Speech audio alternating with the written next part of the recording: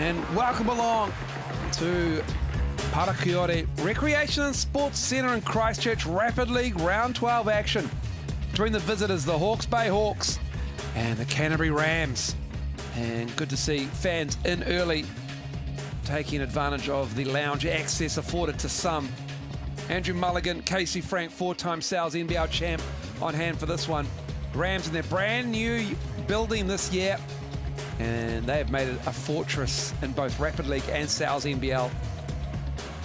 And it's a big kia ora to Casey Frank. Casey, Hawke's Bay Hawks come into this game needing wins in both leagues because, as we know, Rapid League results, points for and against, count for the Sal's NBL ladder. Yeah, and it certainly is going to be important for this Hawks team as we take a look at this week's results. The Phi with a big win over the Sharks to open the round. The Jets get pounded by the Nuggets on their home court. The Saints, off a road-weary Giants team who had a 24-hour travel cycle, take a nice win to stay near the top of the table. The Nuggets taking 2 from 2 with a big scoring week.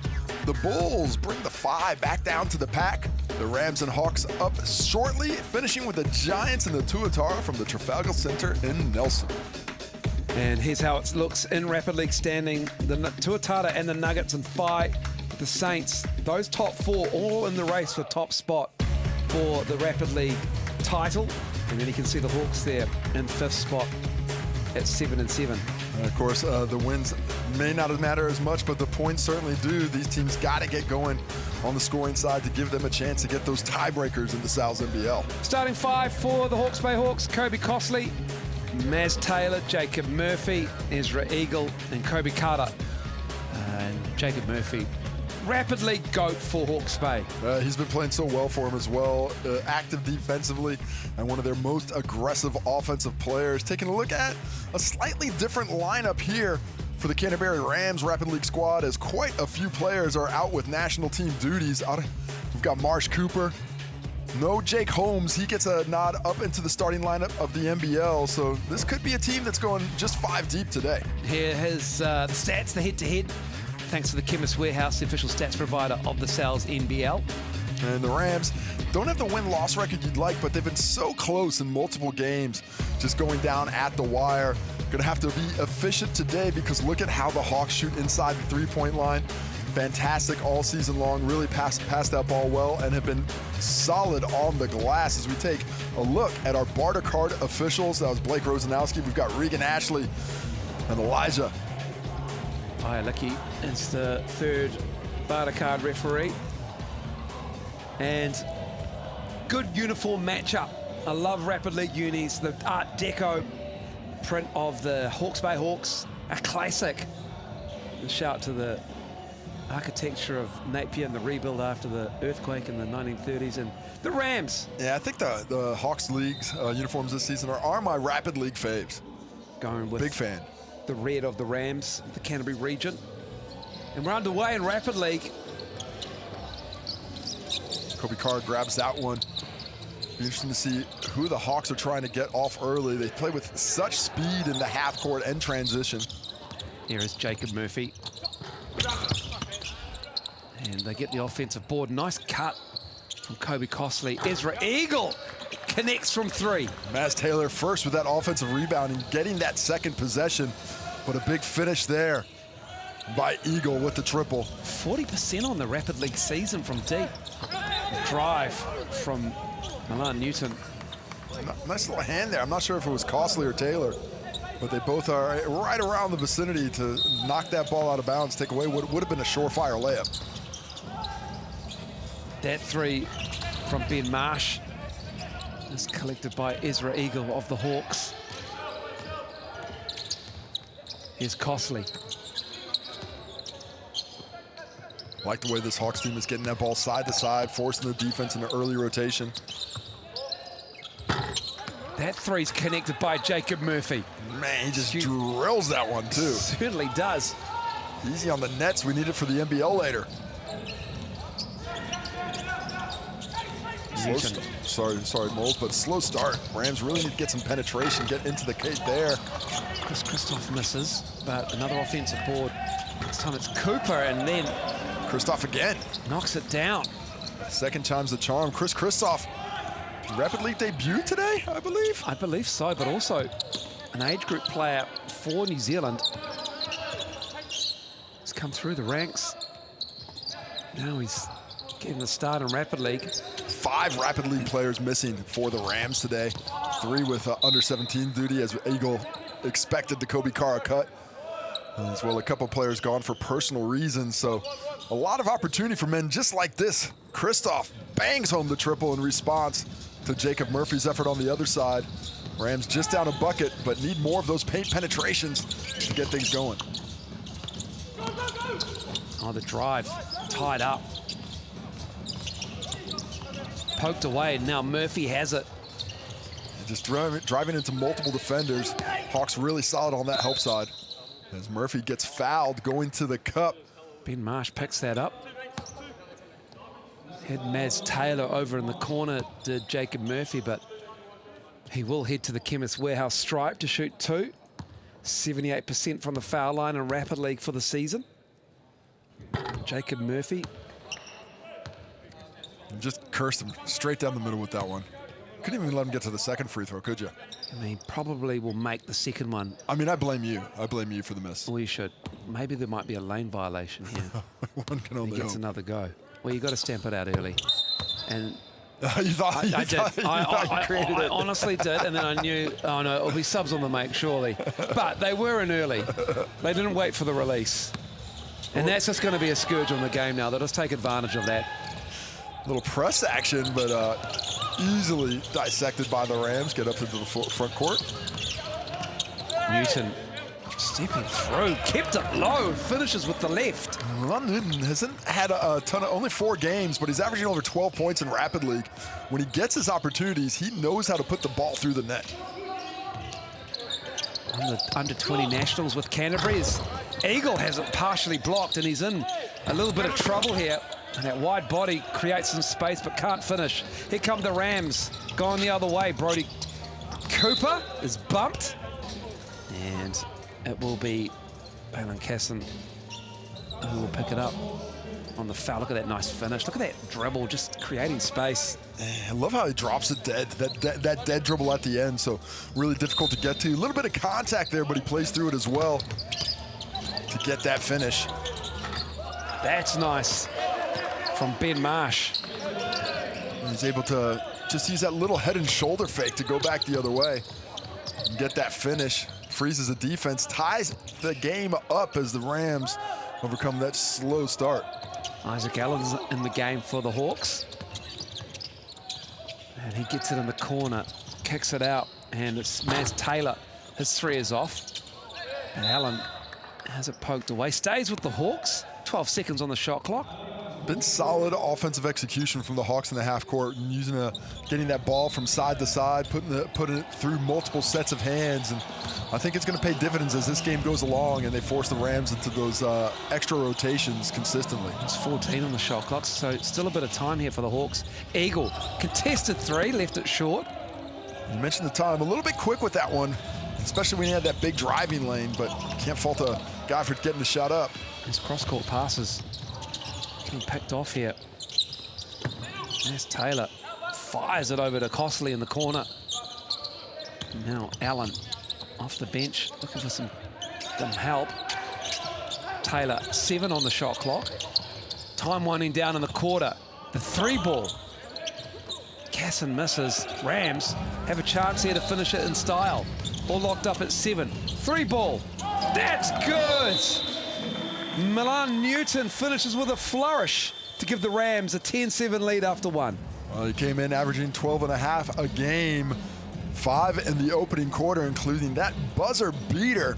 Fantastic recognition by that Rams Rapid League squad. Limited seconds on the clock. They push it ahead.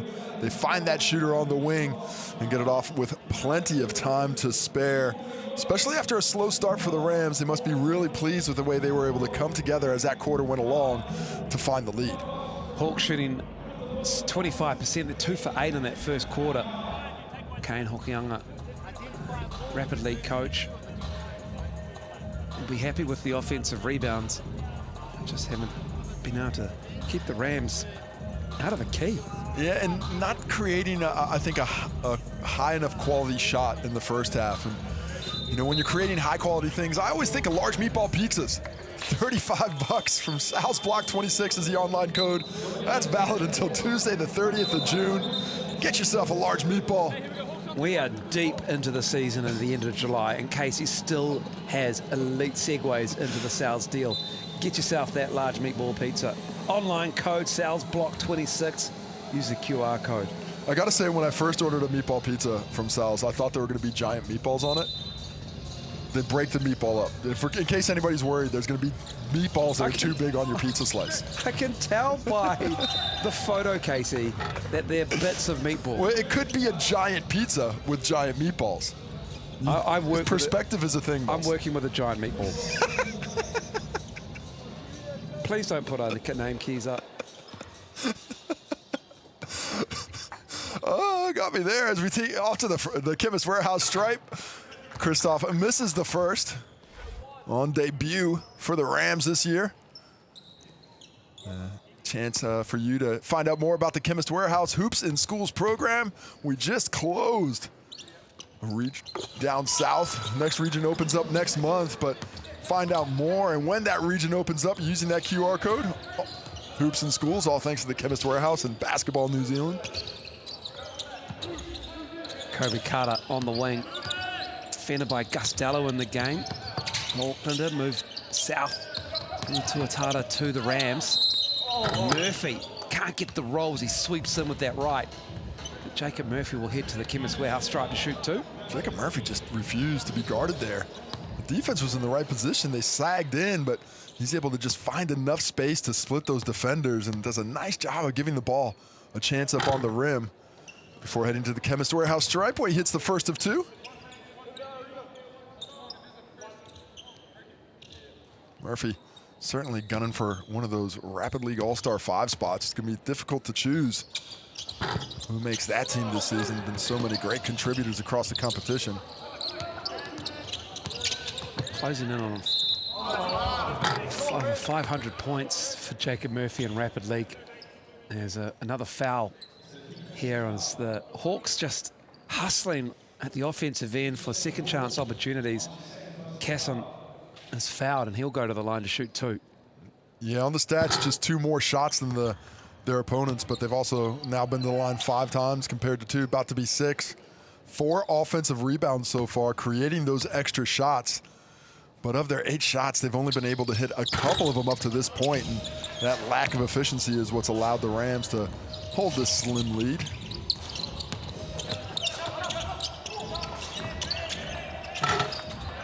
That three is good. Stretching their lead now. Alon Newton on fire. 8 points already. 3/4 of the way to his season average. Murphy dropping it off. Tough footwork. Casson misses. Dallow pushing. Gets to the paint. Nice work from Gus Dallow. The cleanup is good. Worthington on the glass. Well, the Rams giving the Hawks a little bit of their own medicine to put back. And now doubling up the Hawks. Hawks Bay needs to find some ways to get some efficient shots around the rim. The defense has just been too good so far. Dallow with the rebound. A bit of a forced 3 there that time by Isaac Allen. Just need a little bit more rotation to get those feet in the paint. And a foul.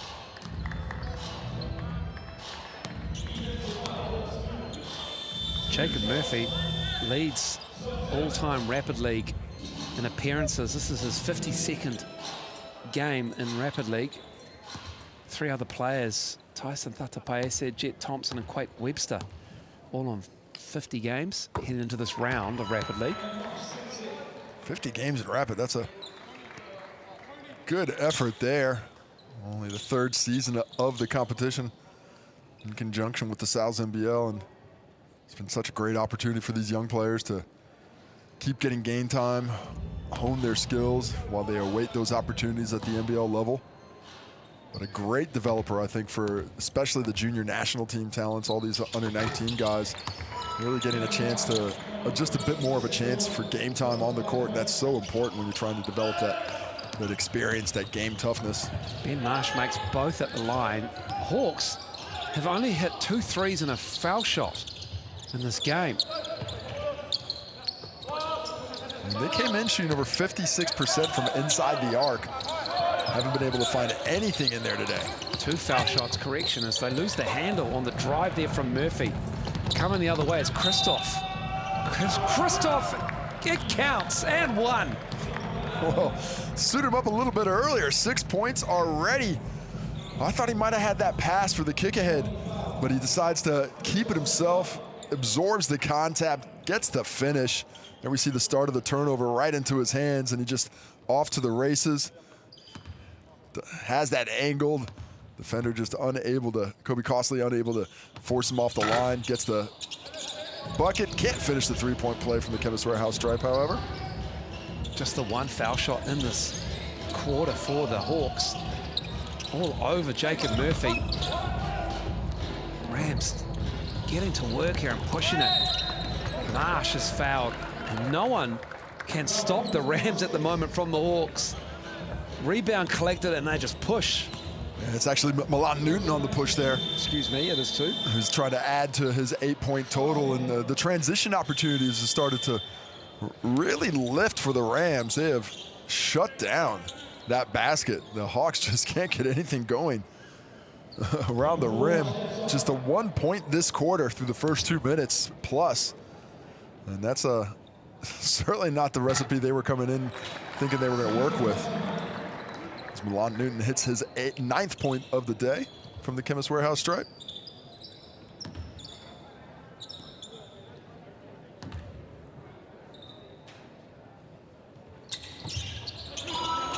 (22-8). Double figures for Milan Newton. 10 points, leading scorer in the ball game. Next closest, his teammate Christoph with 6. Tough trap, great look.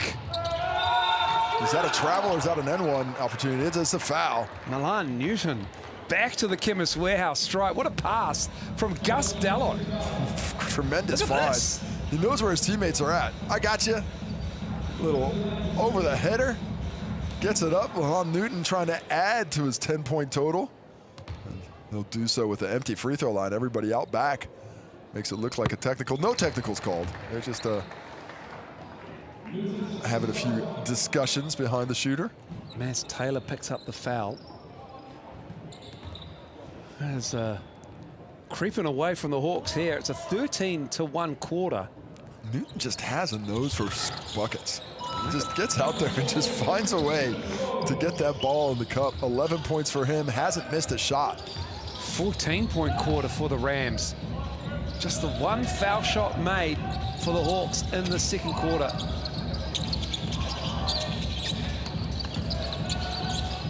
Carter in the corner. Might have been a bit of a travel there. And finally a bucket. Isaac Allen on the baseline.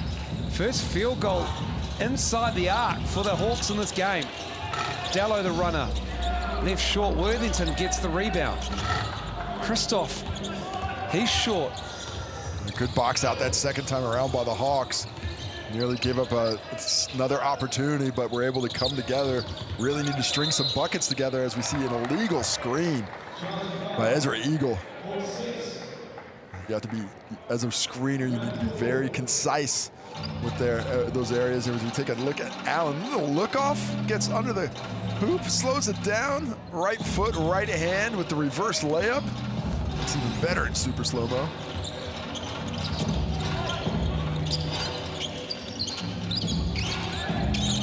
Nice screen. Christoph bangs that down. Christoph. As soon as he locks eyes on that rim, his release is quick. Those two have paired for 20 points and 6 of 8 shooting. Carrying the offensive load for the Rams as they're dominating here in the first half. That 3 is good. Is that Isaac Allen? It is, knocking it down. Little mini Allen run. Yeah, 5 straight points for him. NZ player timeout is called. Allen turned down the last one, but you don't want to turn down chances to get a ticket to the big game. Scan that QR code for a chance to win tickets to this season's games. Looking for big groups, but time is running short. Only 4 rounds left in the regular season. So make sure you scan that QR code and see if you can't get your group sitting sideline at a Sal's NBL game near you some week soon. All thanks to the BNZ.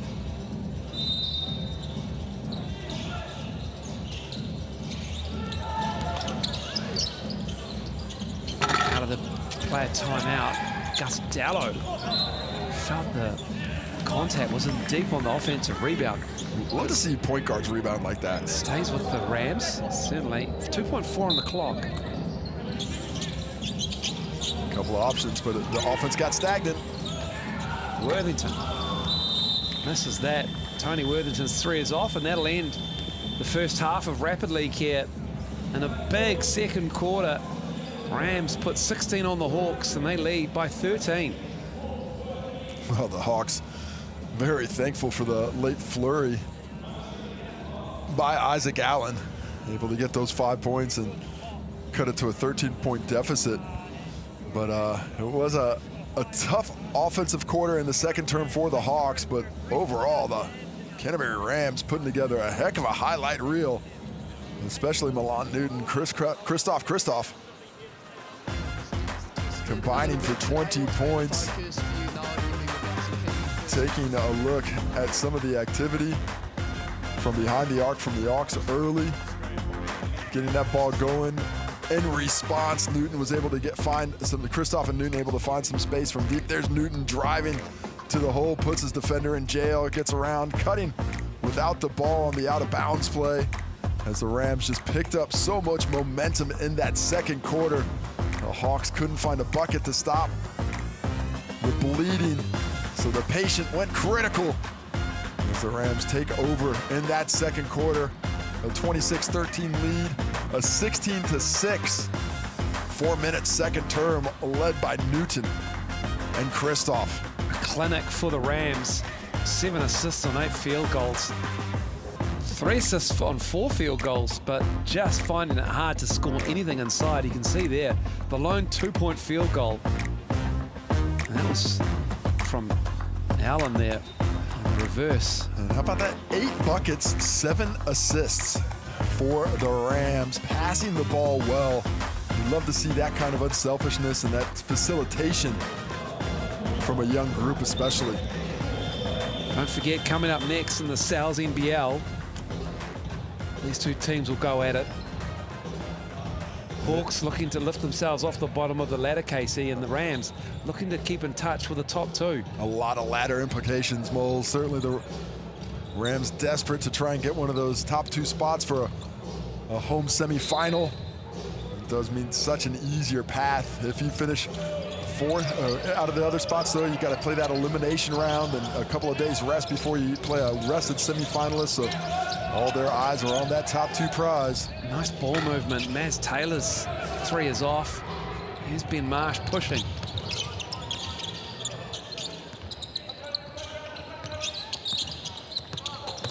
Nice drop off. Get the roll, he can't. Worthington hung in the air, but he'll go to the Chemist Warehouse stripe to shoot 2. It goes up with a beautiful backdoor cut, and then the pretty little lefty spin. It was Christoph, my apologies.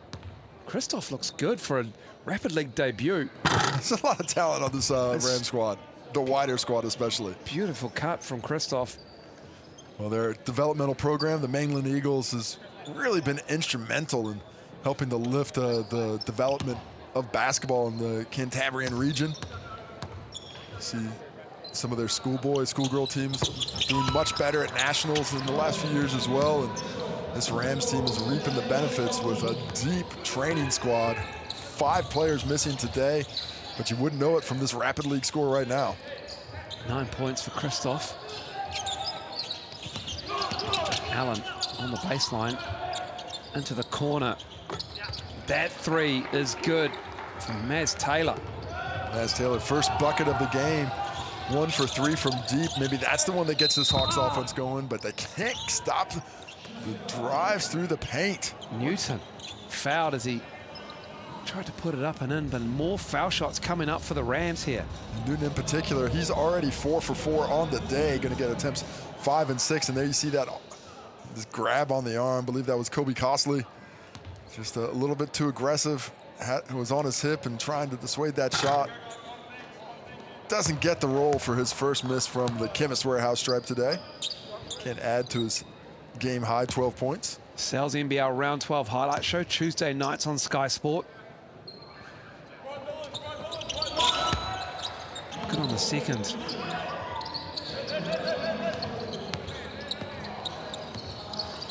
Rams show a little pressure here. Maz Taylor brings it up, gives it up to Kobe Carter. Allen.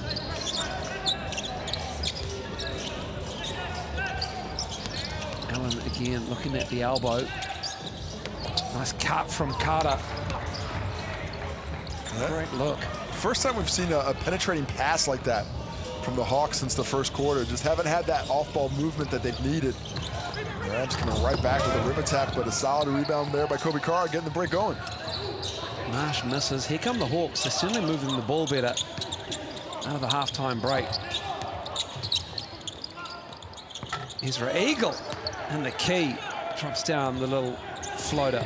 Love those last two possessions from the Hawks, and they've cut it to an 8-point game, right back in the thick of things because of that aggressive offense. That ball's moving a little bit more quickly. We're seeing more action from that second side. There's that cut from Kobe Carr. Nice find by Ezra Eagle, and then the next possession, Eagle with the pick and the roll into that little 14-foot spot with a little floater game to cut it to 8. Here's Worthington operating with Newton. Newton driving. That's knocked out of bounds by the Hawks. 6 seconds on the shot clock for the Rams to have a look here on the baseline. It's been a start to the third quarter for the Hawks here defensively. Moving their feet. Christoph misses. Gone cold have the Rams suddenly. Those layups have turned into mid-rangers and just not quite as easy to knock down. Taylor. Carter. Eagle on the post. Drops it off to Carter. And that's that trio. There's Jacob Murphy, Kobe Carter, and Ezra Eagle. They played a lot of rapid league together. They certainly have, and a lot of experience at the NBL level this season as well. And I love the rhythm with which they're playing, but good counterattack by the Rams, but another stop for the Hawks. Great block up ahead. It's Kobe Carter, and just like that, the lead's 4 for the Rams. What a comeback here by the Hawks. They are on fire. An 11-2 run in the last 2 minutes. They've scored 8 straight. Worthington is fouled. Good strong move from Tony Worthington. Well, I appreciate that the Rams haven't started settling for jump shots. They're still ticking the rim. There's that beautiful drop pass by Eagle and the finish by Kobe Carra. And then in transition, Kobe Carra able to hold off Christoph there and get that catch for a layup. Rams have scored just 1 point. I mean, it's that cold of the nets. Keeping the ball in there. I haven't seen that before. New nets. That's what we'll put it down to. This is the second, does Worthington. A long time between drinks for field goals. Certainly has. The Hawks have picked it up on both ends, playing with much better space and energy on the offensive end as Murphy lets it fly. It's an 8-1 run for the Hawks here in this third quarter. Another offensive rebound. Allen.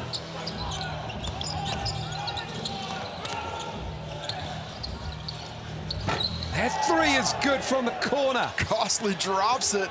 Love that inside penetrating pass, then kick it back outside to the shooter. Costly gets pinged with the foul on the other side, but a 2-point ball game.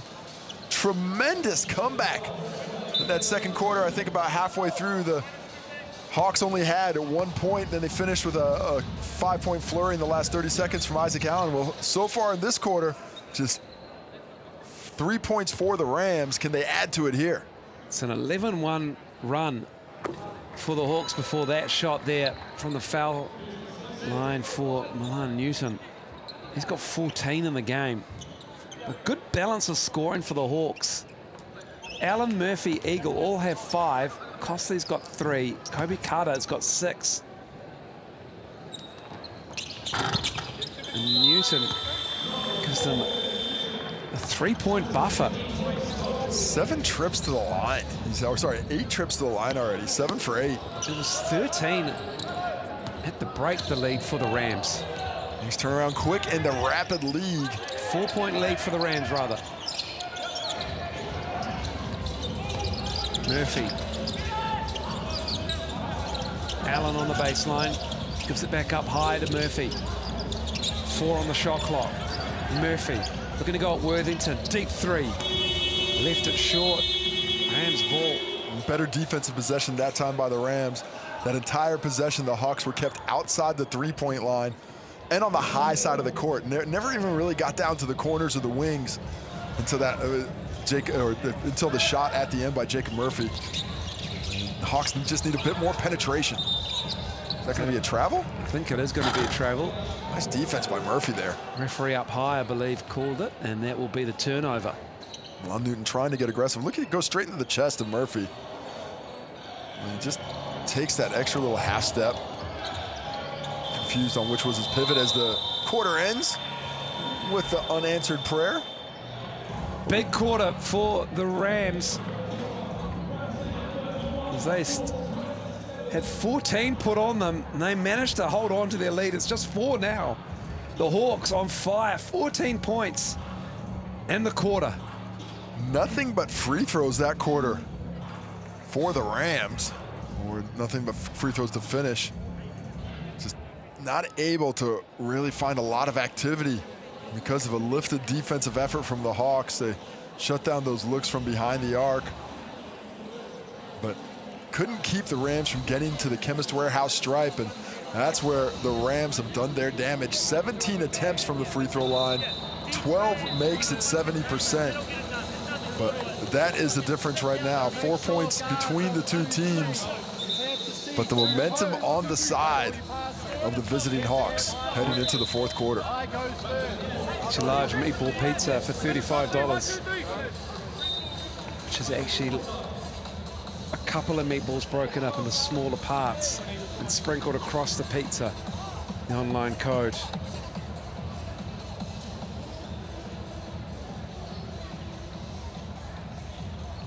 Sales block 26. Lon Newton, 15 points. Gus Dallow came off the bench in the second quarter, turns it over in the fourth here. Murphy off the glass. You read that well. He knew that he wanted to get the ball to Lon Newton, and he read that pass early. Christoph. Murphy misses the free throw one end, but gets back to get that rebound after the miss. You love that kind of effort in transition defense. Up high, Ezra Eagle operates so well for the Hawks, just above Isaac Allen's head. Yeah, that's the right look, but came through with the frozen rope. Fitting, because it's a bit cold down south right now. I'm sure it's wonderfully air-conditioned in the new Parakiori venue. Nothing like AC in the wintertime. Dallow going to the left and a reach. Legal screen call. Oh, legal screen. I thought it might have been Murphy to was called for it, but it's going to be going the Hawks' way here. Yeah, Murphy definitely got some contact on the touch, but they're saying that was because of the Worthington screen prior to that. Take another look at it, and yeah, you see that just puts that hip out, gets a little wider. The thing was, as a young player, the job is done. You don't have to hit somebody to create advantage. All you're trying to do is create that advantage for the ball handler. Once it's done, your job is finished. And Jacob Murphy. Nice physical defense there. Technical foul, Jacob Murphy. Called that one on the break. Personally, I like to see an official just hold it in your pocket for a second, see if the shot goes up, and then call it. But a professional technical for Murph there. Yeah, that had enough. Jacob Murphy's got some things to say. And he'll go take a seat with Jacob Murphy. Got to say, I haven't seen a lot of T's in the Rapid League. No, I respect it.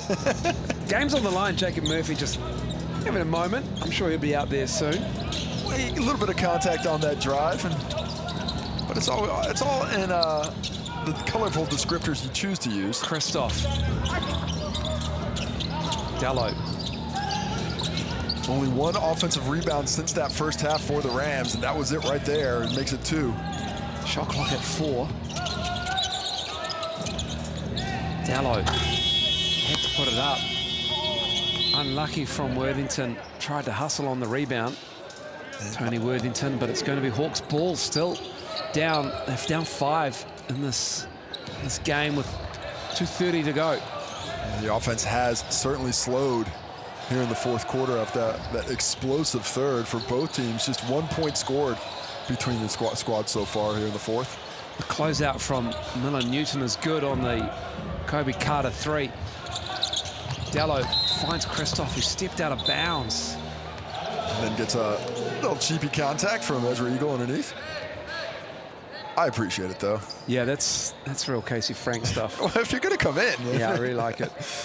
Nothing untoward. I'm not going to give you anything easy. Just that, how you doing? How you going? Well, I think the Hawks need a response here. Can they get paint penetration? That's when things were going well for them in the third quarter. But they just have not been able to penetrate this Rams defense here in the fourth. Ezra Eagle had position as the Allen 3 is off. Worthington gives it to Miller Newton. Ezra Eagle gives it up. Allen waits for his teammates. Costly. Eagle in the corner with time. Off the side of the backboard. So Newton left it behind. Gives it to Ben Marsh. Sees a lane. Oh, not the behind the back action. Christoph misses that. The pace is quickened. 125 left. I don't know if the Rams know if they slow it down. They've got this chance for the win, but the Hawks need a response, and they don't quite get one, but there it is. Oh, Kobe Carr misses the putback. Pre-counted that Mike Breen gang. Miller Newton does the right thing. Just tries to slow it down a little bit and then fires it off the hands of Tony Worthington, who does well to save it and puts it off the legs of Isaac Allen, so it stays with the Rams with 61 seconds to go. I love how Worthington didn't give up on the play. Couldn't corral it, but hustles back right off the shin. Oh, that's so good. Shin bone connected to the knee bone, but it's out of bounds off the Hawks. Worthington crossing over to the cup. That is a crucial bucket. That gives them a 7-point lead here, under a minute to go. Yeah, it changes it from a 2 to a 3 possession game, and Murphy knows it. He flies in there. I think they called the block. They did call the block. Oh, they're going to talk about it. I think the two refs each had it going different ways. What do you reckon? I reckon it might be a charge call here. I think if you're underneath, it looks like a charge. If you're outside, it looks like a block. A block is called. It is a block. Murphy was going with bad intentions to the cup there. He certainly was. He's like, if you're going to bump me earlier, I'll show you a bump. Nice job, though. This not only does it give him a chance from the Chemist Warehouse stripe, but it stops the clock and most importantly allows the Hawks to set up their defense. But the miss is costly and not the Kobe variety.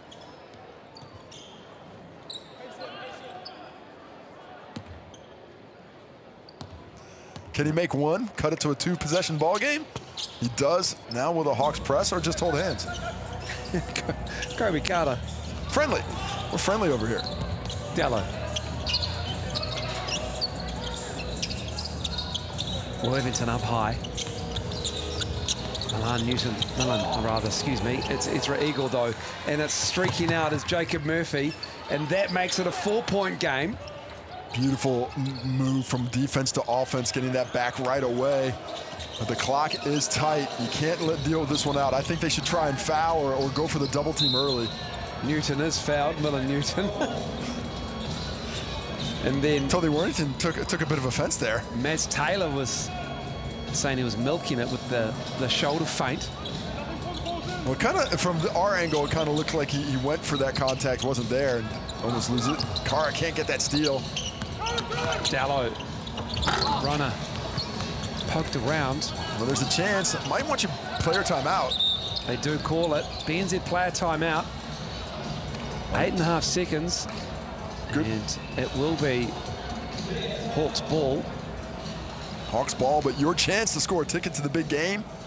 All thanks to BNZ. Scan that QR code for a chance to win tickets and see if your big group is eligible. but time is running out. Only 4 regular season rounds left, and the tickets are going fast. So make sure you scan that QR code and see if you can't catch one of the season-defining games down the stretch, thanks to BNZ. Murphy, Costley, Ezra Eagle, Kobe Carter, Isaac Allen. Long 3, and that'll do it. Just needed to get the shot off quicker, and the Rams hold on here.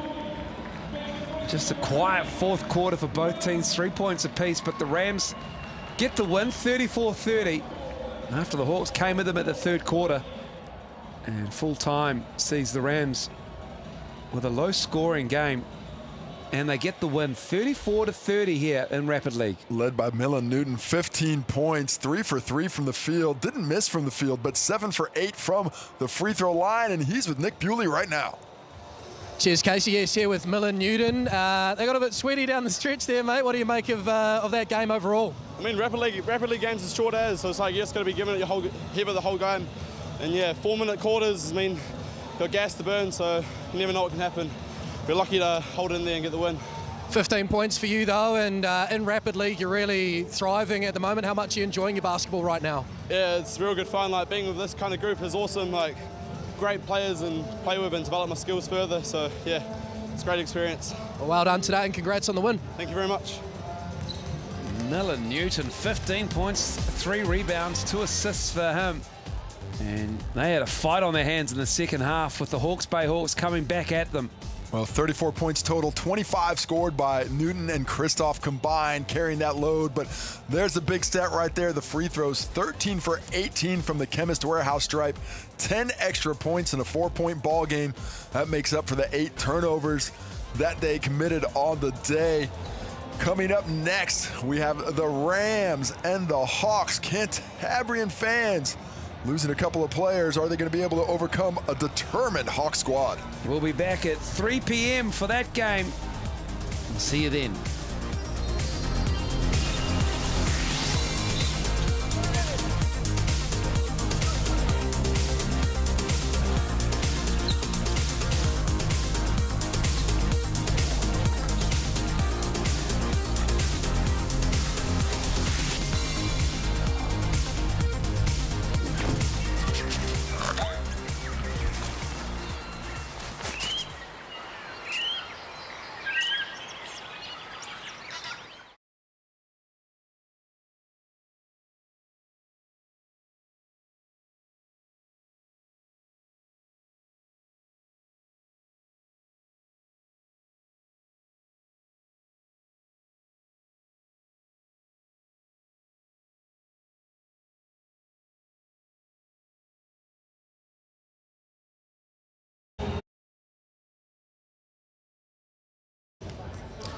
Taylor, the Rams depth tested a little bit today. What's been the focus for you, knowing you'll be without some key personnel, including Tamanang Cho?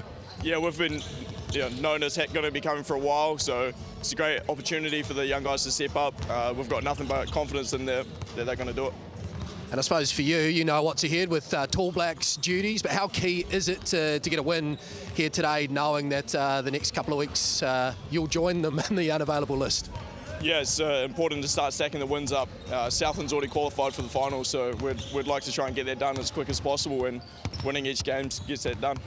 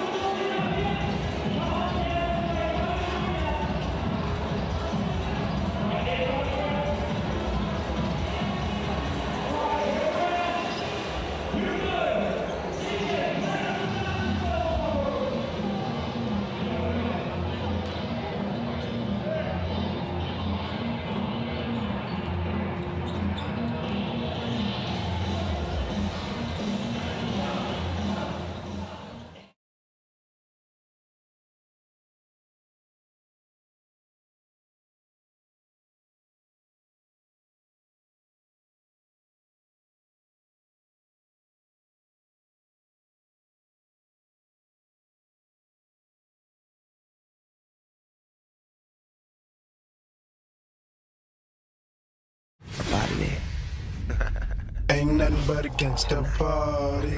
Alan Smith does well. Walter Brown with the catch.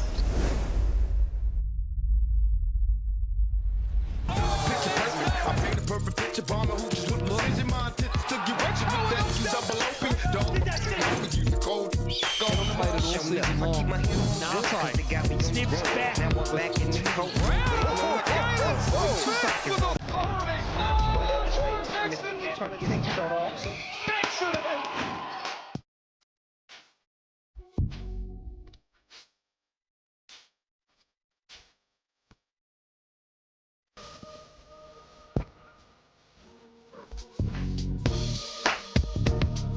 A little bit of Tupac for your Sunday afternoon. Kia ora te whānau, no mai hoki mai. Welcome back to Parakiore Recreation and Sports Centre Christchurch. Sal's NBL Round 12 action. The Canterbury Rams hosting the Hawke's Bay Hawks. And Sunday afternoon hoops. Andrew Mulligan, Casey Frank, four-time Sal's NBL champ. On hand for this one, Casey, another great matchup on your Sunday. Two teams needing to improve their position in the standings for different reasons, and welcome back to Inclusion Round. Yeah, it concludes today. It's been a fantastic couple of weeks for athletes all across the country, but in the Sal's NBL today, we've got a Rams team desperate to get a victory despite being a little bit short-handed to stay in touch with the top of the table, and the Hawks team that's desperate for a victory flat out. They need to get wins. The finals dream is not yet dead, but the work has to start today. Certainly does. And here's how round 12 has shaped up over the last few days. You can have your say as to who you think will win this game. Couple of ins and outs for this game as well. And the Hawks fans have got their say already. Sideline for us today is Nick Bewley. Nick, the Rams and the Hawks. The Rams have a couple of interesting games coming up with a FIBA window opening very shortly.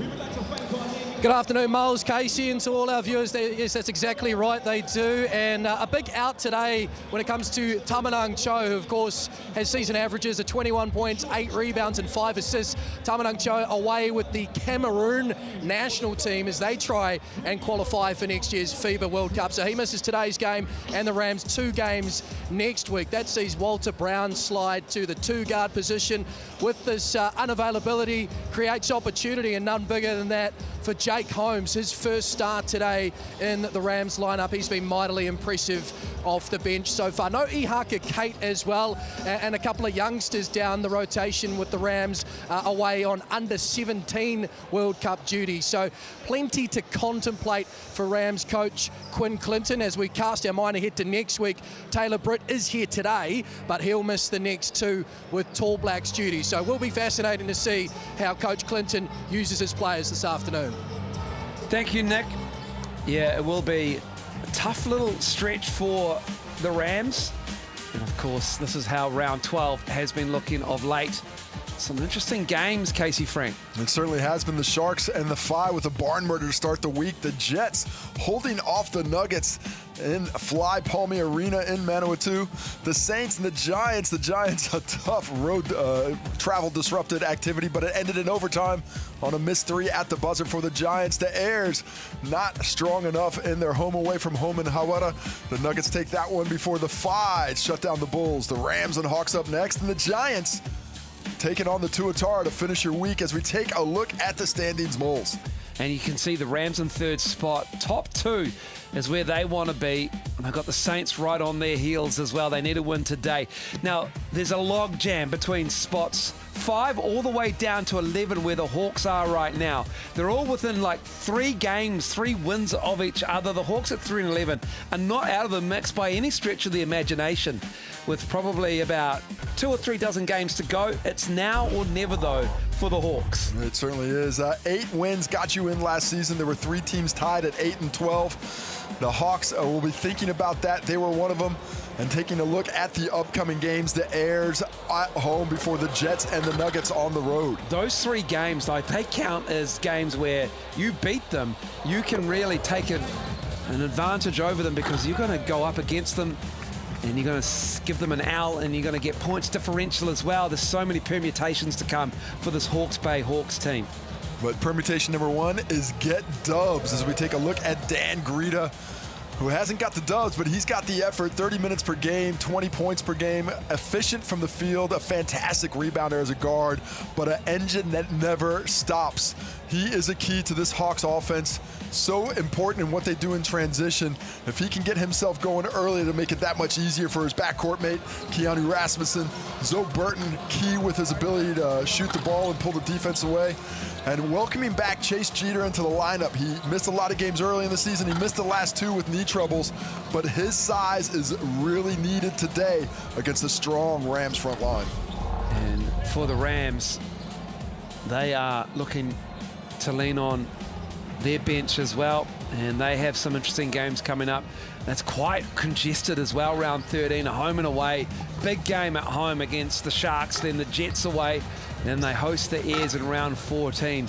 Around about 8 or 9 days separate those games as well for the Rams, with that tall black window opening in the FIBA international window, but they do have Walter Brown on hand for that. Unfortunately, not in the Tall Black squad for the Philippines and Guam games. Unfortunate for the Tall Blacks, but not unfortunate for Rams fans, because they won't have Taylor Britt, they won't have Temeneng Cho. They're going to have Walter Brown produce, and he is producing this year. Career highs in points and rebounds and assists.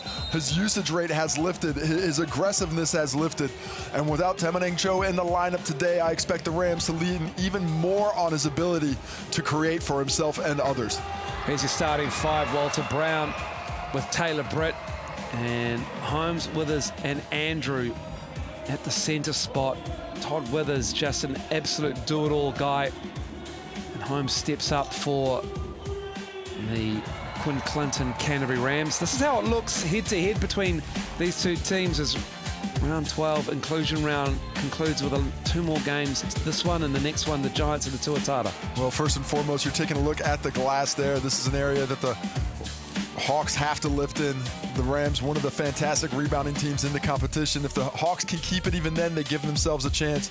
The Rams, a very efficient team shooting the basketball, but that's going to dip a little bit without Temeneng Cho. But no Mana Martin, a lot of their bench players gone with the Under-17 World Cup. So they're going to see some players hitting the rotation that you might normally, that could really impact their flow.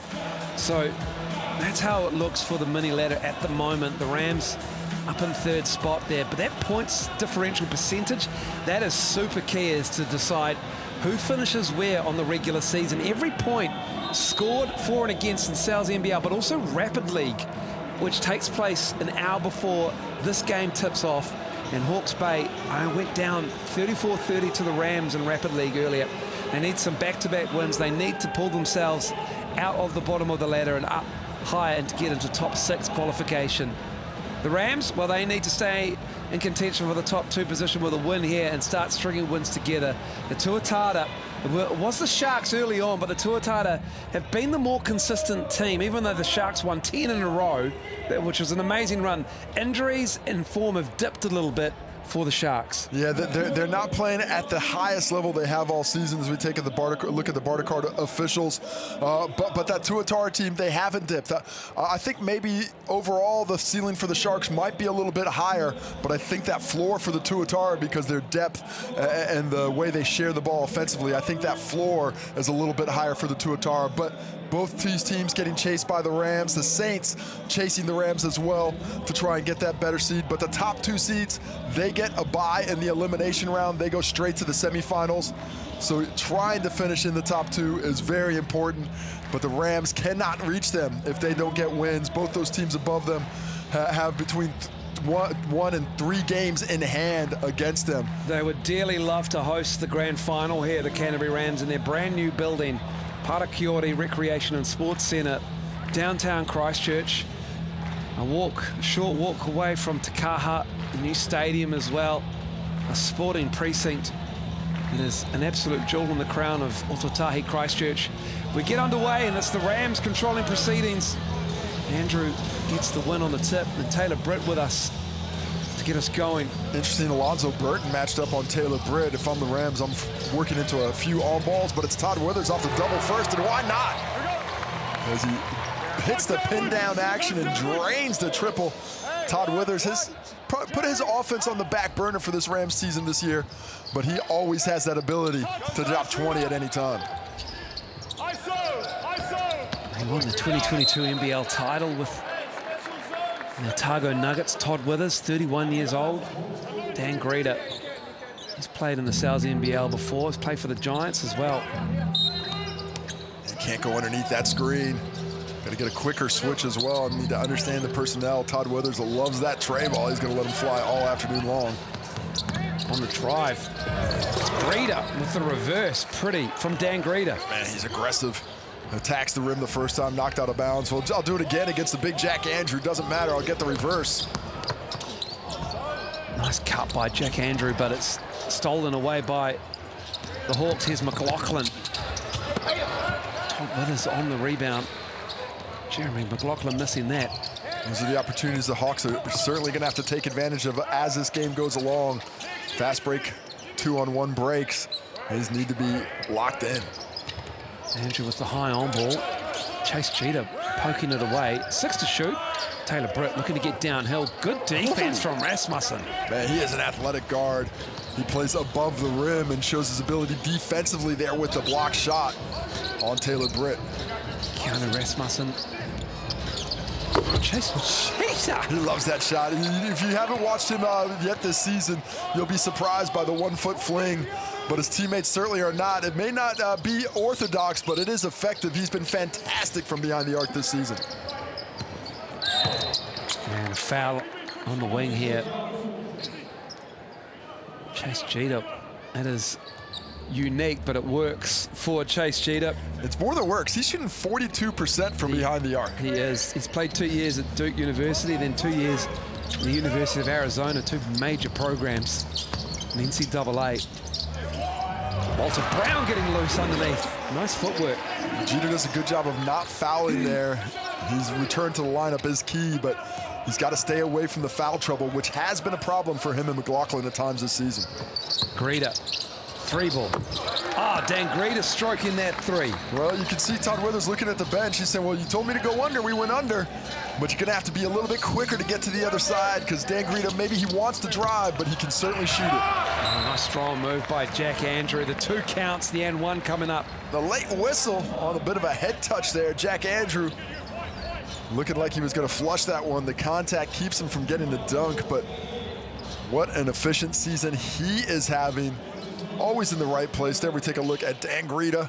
Well, I tell you why he'd go under on the scouting report. He's only shooting 27% from 3, but you can't let Dan Greeter get off early.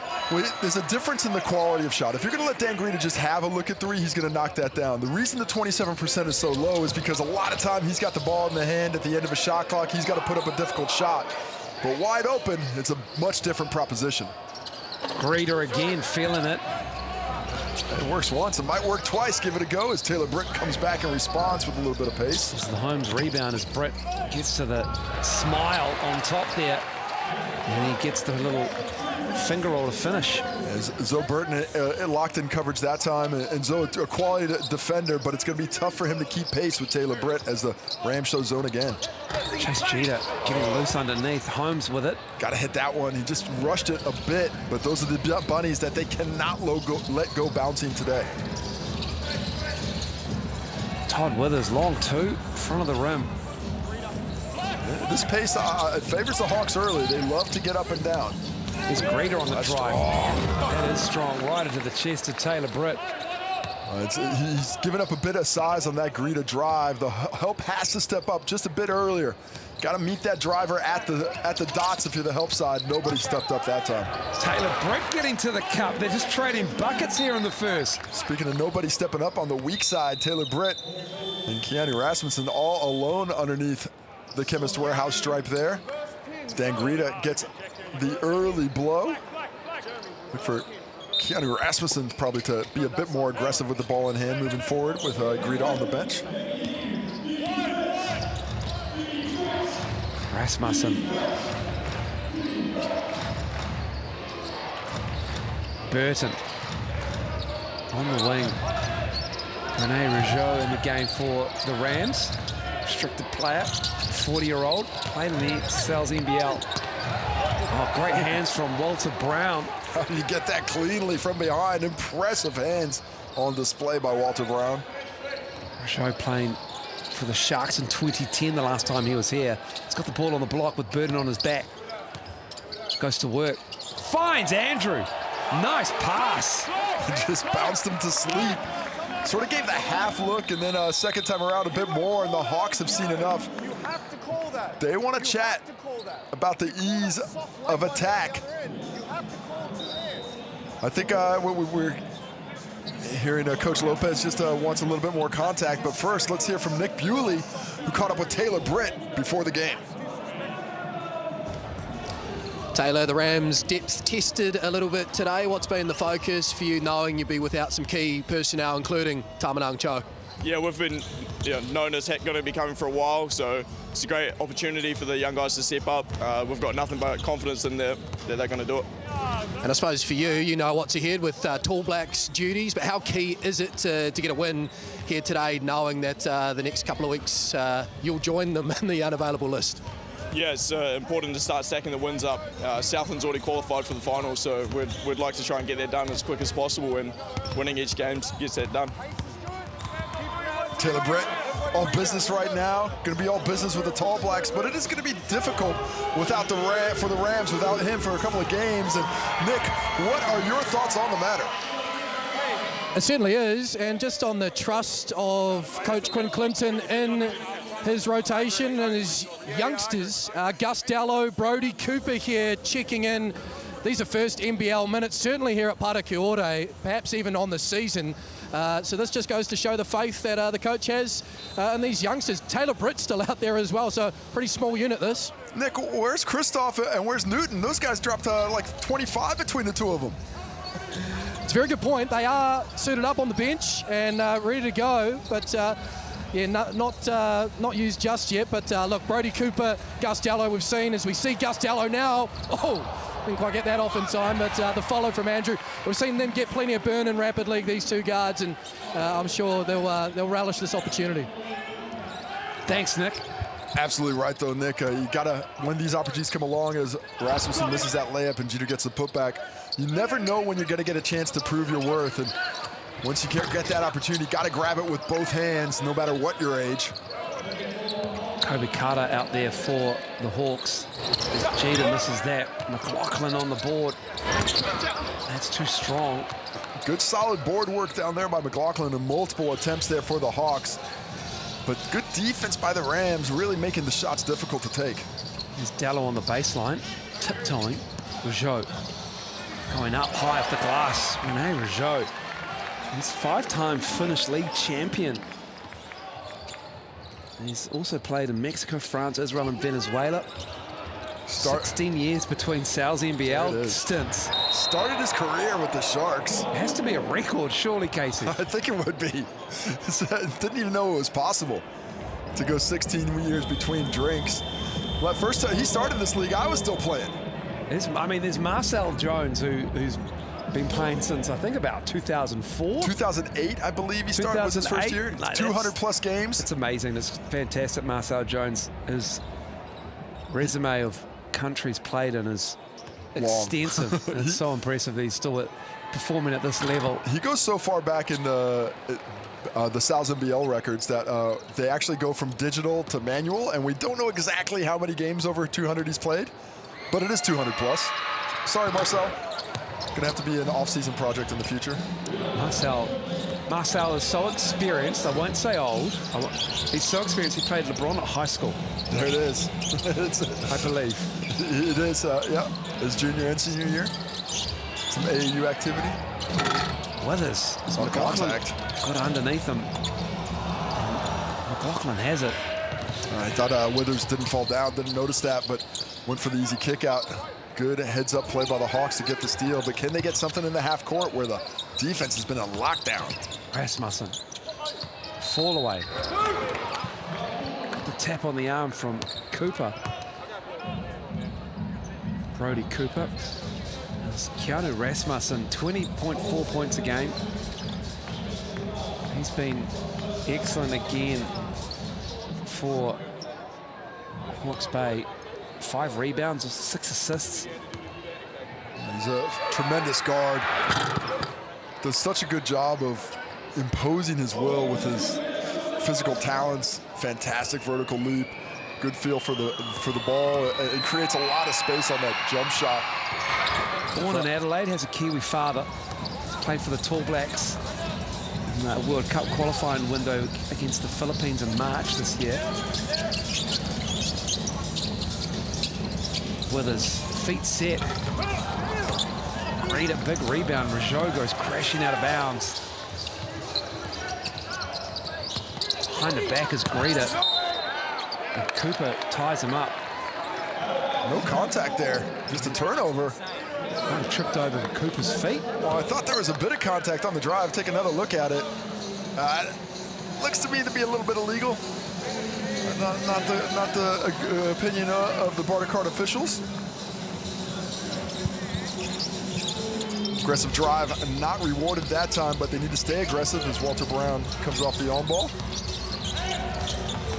Rougeau spinning, puts it up and in. Rene Rougeau. He's just got a bit of a size advantage on Dan Greta, and he's using it well. Shoots that up fake from three and just gets himself down around the paint where he can finish a little bit easier with the soft touch. Greta in the corner over Brown. Cooper with the rebound. Here's Withers. Dallow. Across the lane, and it's to Brown. 6-point Rams lead. Long two. Bangs it down. Does Walter Brown. And that's just a shot that he wouldn't have been aggressive with a season ago, much less two. So much more confident in that pull-up game.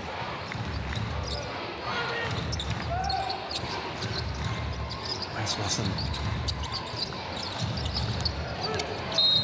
Greta, Gustello too physical on the drive there.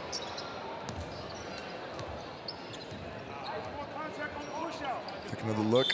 Defense drops. Everybody worried about Rougeau, and he says, oh, hand down, man down. Take the two.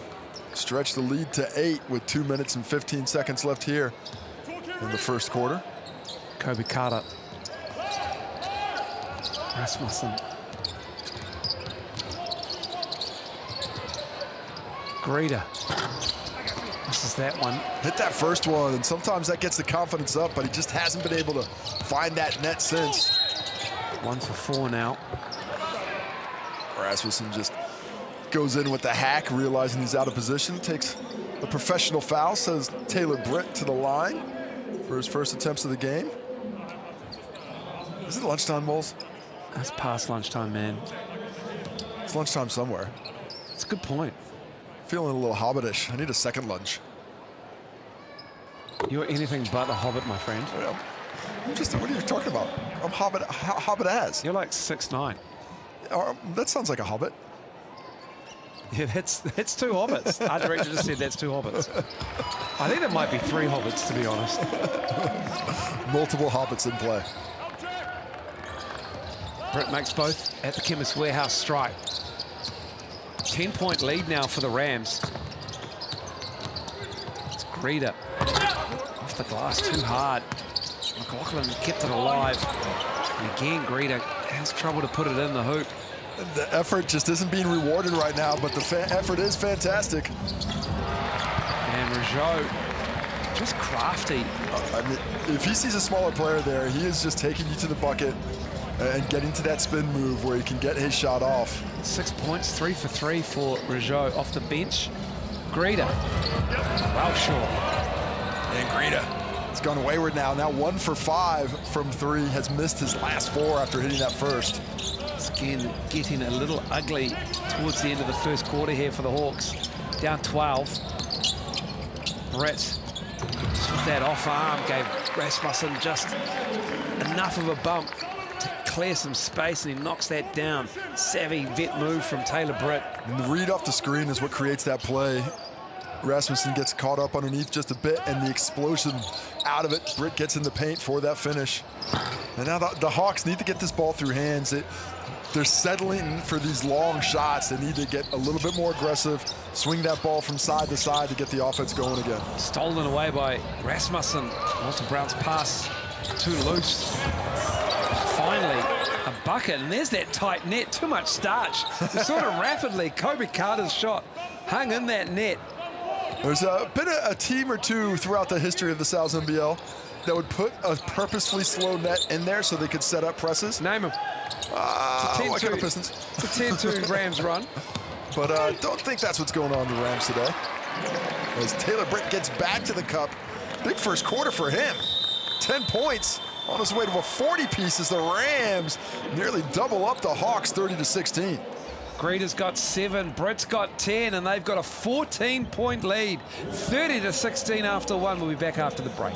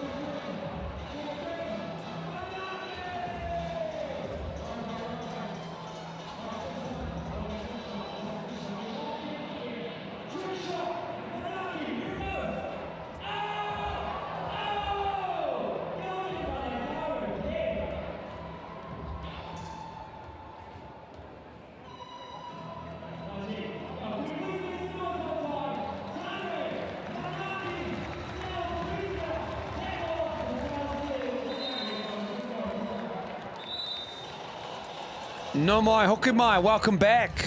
And it's a 30 points to 16 lead for the Canterbury Rams over the Hawke's Bay Hawks.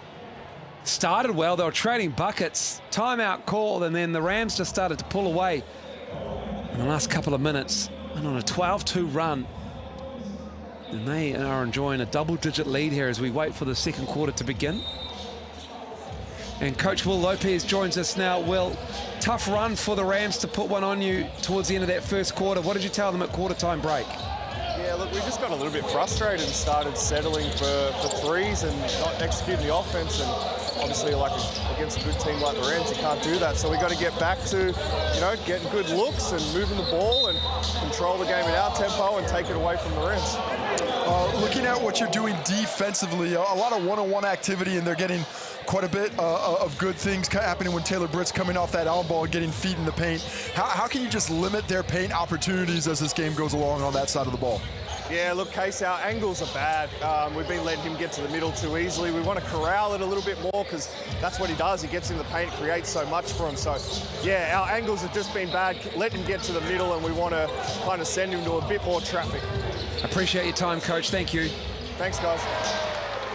What an opportunity to get those insights during the game, and how quickly these coaches analyze and know what's going on. But it's one thing to see it, and it's another thing to impart it on your team. 32-16. Holmes, Jake Holmes getting that turnover here. Foul with an offensive foul on the screen, so Chase Jeter picks it up. And it's 3 fouls on Chase Jeter, Casey. Not a good start. They're missing him the last couple of games. He's truly been a difference maker, but for him to have 3 fouls early, very dangerous. Can they leave him in the game? And dangerous with the ball there. Needs to be very careful. Jack Andrews saying, are you sure that one wasn't a foul? Do they know he's got 3? They're just going to leave him out there? Coach Lopez rolling those dice, and I understand it. You're down 16. You're not going to get things done without the big fella out there, but somebody needs to just try and make an impact for this Hawks team right now. Hunting for the ball. Now Withers and Brown of the Rams all up on Rasmussen there, but they managed to hold on to it, but they burn clock here. It's 5 seconds to go. Chase Jeter. Defense from Withers, exceptional again. Taylor Britt on a string at the moment. Then fires it off the Hawks, and now it's Rasmussen with options. And then Withers again with the hands. Todd Withers. He's just a Swiss Army knife. Tremendous defensive player. I mean, it's just so good, just so good. Keanu Rasmussen knows immediately that he got it, and you know, he reminds me in a lot of ways with his ability to guard different areas of Dylan Boucher, with those quick hands as well, always active. Of course, Withers is 6'9" as well, so it gives you a little bit of rim protection at the same time. One of the great defensive players in the NZNBL over recent seasons. Withers knocking down that three. That's something that Dylan really didn't entertain a whole lot, was shooting the long ball. No, definitely not, but Todd Withers is going to keep that one stroking today. Second triple of the ball game. He's got 6. Dylan could if he wanted to. Of course he could. Well, yeah. I still remember a game where he hit 3 in the fourth quarter and a 16-point comeback against the Jets. Yeah, three in one quarter for Dylan Boucher. There you go. Always did what needed to be done. Jack Andrew off the glass and in. I'm going with 9 Sal's NBL titles for Dylan Boucher. Correct. That's not bad. And I want to say 4 Australian titles, maybe 5. One with the Brizzy. One with Brisbane and a 3-peat with the Breakers. Then he's got some title ones. Anyway, he's not even my boss anymore, so we're not even kissing up. No, we're not. Doesn't even come into my salary band chats. Brown looking to drive. He was there in Brooklyn as Kareem Lopez was drafted 21st by the Memphis Grizzlies. Breakers next start. Played 2 seasons with the Breakers. Fantastic to see Kareem Lopez getting that opportunity. Got to know his dad a little bit. Played with my social team, the Choppers, a few times. His dad did. Yeah, it was. We like to pick up national team members from other countries and just bring them in. How many national team players is in your Choppers team? That day, I think we had 5 formers. Oh my goodness. It's okay. We got another title. Jake Holmes with the kiss. Can't get it. This lead is starting to grow here. The bench on now for Dan Greta and the Hawks. Well, for me, the answer for the Hawks is pace and passing. They need to move this ball around. I love that up fake. I love that penetration. Just more speed offensively. Whip that ball from side to side. Got to get this Rams team a little bit uncomfortable on the defensive end. That's one way of doing it, disrupting Taylor Britt's dribble, but then he just gets to the cup like that and puts it off the glass. There's no stopping Taylor Britt at the moment. 5 of 6 and 12 points for him. Getting off to a heck of a ball game. Greta, it's just one and done for the Hawks offense at the moment as Brown gets downhill. Left it on the front of the rim. Fortunate stop there. Hawks back to the triple. Greta's getting fouled by Walter Brown, streaking through out of frame. And it's up and down. Jack Andrews asking for a blow because this is a bit of a track meet. There's pace and space galore out there. The Hawks just 5 of 25 in this first half from the floor. Taylor Britt getting to the cup and putting it in. The Rams are 17 of 24. They're shooting 70.8%. Greta misses the first. And Greta doing a lot of heavy lifting for the Hawks.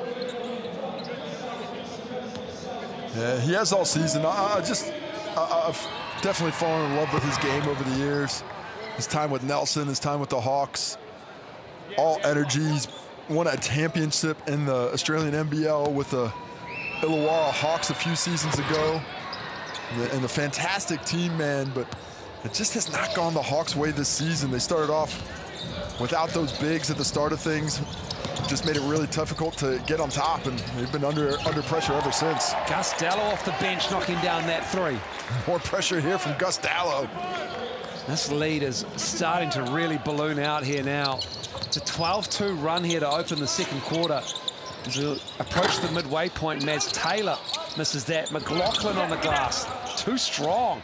Taylor Britt. And a 12-2 run to open the second. That was a 12-2 run to close the first. That is a 24-4 run. Taylor Britt misses. He's 5 of 7 now. Sub him out. Greeter, 2-foot plant with a dunk on the baseline. The frustration dunk. Like, finally, I get one to drop. I just got to bang it down. 22 points the difference. Timeout for the Rams. I think they just need a little bit of chat. As Greeter gives us a wee bit of a highlight. And hangs lightly on the rim. You can see the banners at the back of the gym there, Parakiore Recreation and Sports Centre. And just like keeping the standard. Rams looking to get back to the big dance. Fell short the last couple of seasons. But they are trying to get themselves into the top 2 position, give themselves as much home floor advantage as they can, as the postseason is around the corner in July in the Sal's NBL. Grand final, second weekend of August. Where will it be?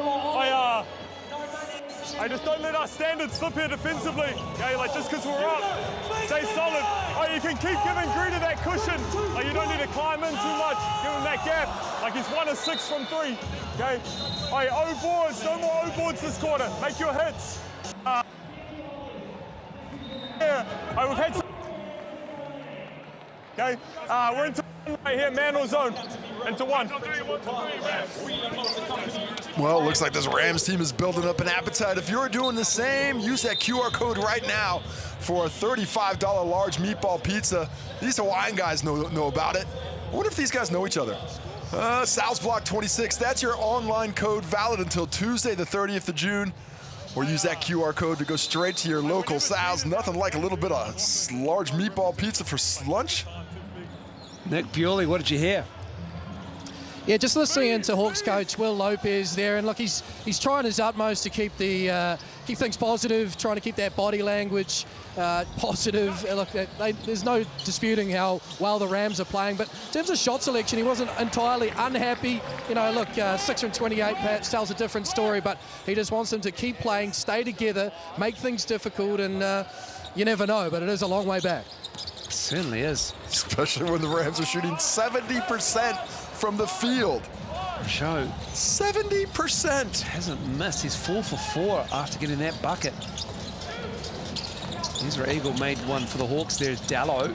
Lost the handle. Kobe Carter has it. Back to Eagle. Ezra Eagle as McLaughlin gets tied up. Is that on the shot or is that on the box out underneath? Let's see here. Jake Holmes on the box out. Yeah, no shot, so I think that's going to be Eagle heading to the free throw line. There's a bit of contact in a couple of different places. It was, so. Yeah, we're seeing 2 shots on one side. Underneath, they're saying ball out of bounds. And we'll just meet there, as you can see at the elbow. And Ezra Eagle's trying to find out if he's getting subbed or he's going to the free throw line. So it will be shots. Oh, no, it is on the rebound. Okay. Yeah. So Ezra Eagle sits. McLaughlin. Oh, Jacob Murphy so far for the Hawks. He's on that bike. Usually he's one of the first off the bench for Will Lopez. Yeah, it's a rotation. It would be concerning for the Hawks. Not super deep with the loss of Jackson Ball to his collegiate career. Yeah, I think we've got the wrong shooter here. I think the refs are discussing things. Ezra Eagle was fouled on the shot, and he subbed out. It was McLaughlin underneath on the glass. So if it was a foul on the rebound, it would have been McLaughlin. If it's a foul on the shot, which is saying is what shooting, it should have been Ezra Eagle. Ezra Eagle's going to check back in. Correctable error. We're going to have him take that point away, and now 2 free throws for Ezra Eagle. Keanu Rasmussen checks back out. And that is behind the scenes at the administration of a basketball game. Joe and Withers are having a discussion, not about this foul situation, but they're quite animated talking to each other. Rougeau will pick up a foul there. That's a second. I love Rougeau, 40 years old, still doing it as an import, plying his trade, playing around. Oh, they were going to give him 1 shot. That would have been great. They are so upset. You can't beat this up. You're up 22. Don't turn the refs against you. Trust it. Trust me, I've been there before. They should be shooting 2 here. They should be shooting 2. So they. What? So does the first one count? The first one does not count. But he missed it. It doesn't count because they had the wrong shooter. I'm not yelling at you, by the way. So we've got the and one. I'm not sure what happened. Missed it. That's a highly confusing passage of play. Well, he missed a shot. It wasn't an N1. It should have been 2 free. Anyway, we'll keep going. We'll count the bucket. Did he make that? Well, I'm confused. First time today. Rougeau looking to stay perfect. He's 4 for 4 so far. Goes at Rasmussen, who does well. Really well. Unlucky. Holmes on the tip. Holmes gets the credit, but that was Taylor. That's Taylor with the actual touch. But the closest Ram gets credit. Jake Holmes with the easiest basket he'll get today. Good crash causes that activity. I like that little handoff action. Just trying to get some momentum offensively. Greeta's 3 is good. 3 for 13. And the Hawks are now from behind the arc. They've got good volume, good pace, but they need a lift in efficiency to get to where they want to go. Dan Greeta, get it out! Slapped away. Here come the Hawks. Let it fly again, Dan. Carter looking to back down. Gustello. Carter. So seal on that rim down there for the Hawks at the moment. Everything's just rimming out. Tiptoe. Rasmussen. He proves me wrong. He gets the roll. I mean, his degree of difficulty on finishes is as high as anybody in the competition this year. He tiptoes to get the catch on the sideline as Dallow has the runner bounce out. And then that beautiful finger roll from Keanu Rasmussen on the other end. Can they cut it to 20? Rasmussen in traffic. McLaughlin puts it up and in. Better fight from the Hawks here. And the pace from the Rams has slowed down just a little bit as we take another look at that beautiful, get that shot out of there. And then McLaughlin on the other side takes the bump, gets the finish. And off to the Chemist Warehouse stripe for the old-fashioned three-point play opportunity. A 7-0 run here from the Hawks. So it's definitely Jeremy McLaughlin shooting a free throw, not Ezra Eagle. He's saying it to us. Is it me? It's me. It is you, man. Jeremy, you get to shoot this one. I appreciate the humor. I appreciate a bit of good fun humor. I hope the Barter Card officials feel the same way. And he makes it as well. That's an 8-0 run. Hawks got something going here. Can it continue? 16 is the lead. Jack Andrew looking to use his size. Lost the handle. Good hand there by McLaughlin. Greeta poked away by Brown. Tremendous defense to get a hand to that at full pace and still just slap it away. Here's Brown trying to find Dallow. Just about gets the travel. Thought he had the ball half a beat too long. Here's Brown again. Dallow needs to shoot it. Has it blocked. This is good defense. 15 is the lead. You can see how different the offense looks when Britt is on the bench as Rasmussen shows that fantastic ability to get the rim there with the attack. But it just loses a little bit of that consistency, that steady head. Take another look at the in and out. Freezes. Their lead was as big as 24 for the Rams. And the Hawks have dug in here. Digging in. Slowly chipping away at it, mainly through foul shots. And through foul shots, we're chipping away at hoops in schools all across the country. Every free throw from the Chemist Warehouse stripe puts money in the kitty to the Chemist Warehouse Hoops in Schools program. Find out more, and if you can get a school near you eligible and into the eligibility criteria, all thanks to Chemist Warehouse at that QR code. Next zone opens the middle of next month. Find out if it's a zone near you. 10 of 12 from the line. Now the Hawks here in the first half. Under 2 to go, lead is 13. Taylor Britt, though, back in the game. Let's see the effect his steady hand has on the offensive execution of this Ram squad. Just creating space. Oh, Jack Andrew on the follow. Walter Brown had one side of the rim covered. Jack Andrew had the other. Up and over the rim, the big fella with the powerful finish. to end that Hawks scoring run. Jack Andrews 5 for 5. Nice weak side cut by Kobe Carter on the baseline. Jack Andrew does not take shots he is not sure he's going to make. He's got 8 rebounds as well. He just accumulates stats. Working on a double-double here in the first as we approach 1 minute to go. Taylor Britt up high, directing traffic as he's wont to do. Tough assignment for Maz Taylor as Britt, the vet, left it short off the glass. Poked away and Withers gives it back to Britt. 9 to shoot. McLaughlin covering Britt.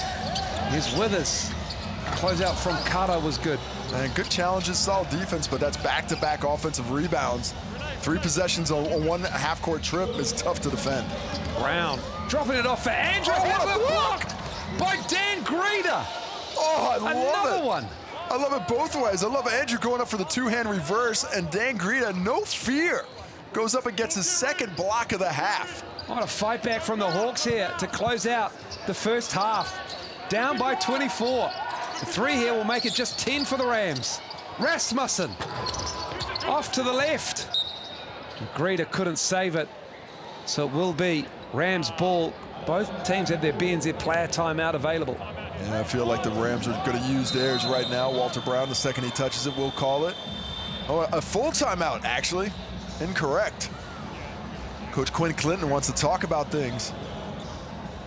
13 points, love the fight from the Hawks. You know, the effort was there the entirety of the first half, but the execution has not been. As we take a look at the slamma-jamma. Jack Andrew, watch him track it. The ball falls perfectly to him, and he says, bang. Jack Andrew. Big fella. Excellent work on the glass. Do we have the Dan Greeder block on Jack Andrew? I hope so.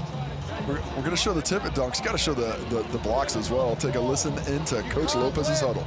Britt, over your head. He has to catch coming back towards, right? So just stand behind him. Anything long, stay down. Like if Jeremy's got this guy here on the catch, you don't need to dig in on it. Stay at home on your players. Cool with that? All right, here we go. 1, 2, 3, finish. 48-35. Great fight back from the Hawke's Bay Hawks here in the second quarter. Really important for the Hawks to get a stop here. They've got this 12-2 run to finish the quarter, get themselves back within touch, but a bucket here, that's going to shift that momentum. 15 points, vastly different from 13. Can the Hawks get one last stop? And here's the player timeout. Oh, you can't use a player timeout after. They could use it right now, but they chose not to. Taylor Britt almost knocked that down, but that'll do us. 48-35. And then asking why you can't get the BNZ player timeout. You can't do a BNZ player timeout on a timeout, but on the inbound, they could have called it immediately. But that's not what they did. And that will be halftime here at the Parakiore Recreation Centre. And the Hawks were down by as much as 24. They fought back. And Nick Bewley has Rene Rougeau with him. Thanks, Miles. You're here with Rene Rougeau. You led by 24. Hawks went on a bit of a run there. What's your overall assessment of that first half? Definitely got a little comfortable there, as well as credit to the Hawks. They kept playing hard. You know, we know that's their image. They're going to keep playing hard nonstop, regardless. They've had 3 games in a week, so we got to just keep playing hard, match their energy. What about you in terms of your experience coming out with some young guys like Gus Dowlow, Brody Cooper? How are you enjoying that in the second unit? Oh, I'm enjoying it a lot. These guys, they work hard every day. You know, we're missing a few guys, older and younger, and just very proud of them. Gus coming in with great confidence. Brody Cooper as well. Jake, always been playing great since I've got here. So just trying to stay confident, motivate them as much as possible. Basically, very happy with how they're playing. Good luck for the second half as we bring in Dan Greeder from the Hawke's Bay Hawks. Dan, bit of a block party for you. I was just saying to Renee, they were up by 24, but you cut that lead. How key was that in that second quarter? Yeah, huge. You know, Canterbury, they're the pinnacle. You know, they're the best team in our league. And shout out to this arena. The crowd's awesome. This is a really fun place to play, but we've got a lot of work to do in the second half. What are you expecting to hear from Will at the halftime break in terms of what you can control here, particularly in this third quarter? Man, I think we're still finding our identity as a team, and we've talked about what that is and what we need to do to achieve that, and I won't be giving away any of our secrets, but yeah, we'll see how we go at halftime. Look forward to seeing it. Cheers, mate. Thanks, boys. Thanks, guys. Thanks. See you. How good is Dan Greeder and Rene Rougeau as well. Thank you very much for their time. 48-35, we'll be back after the break.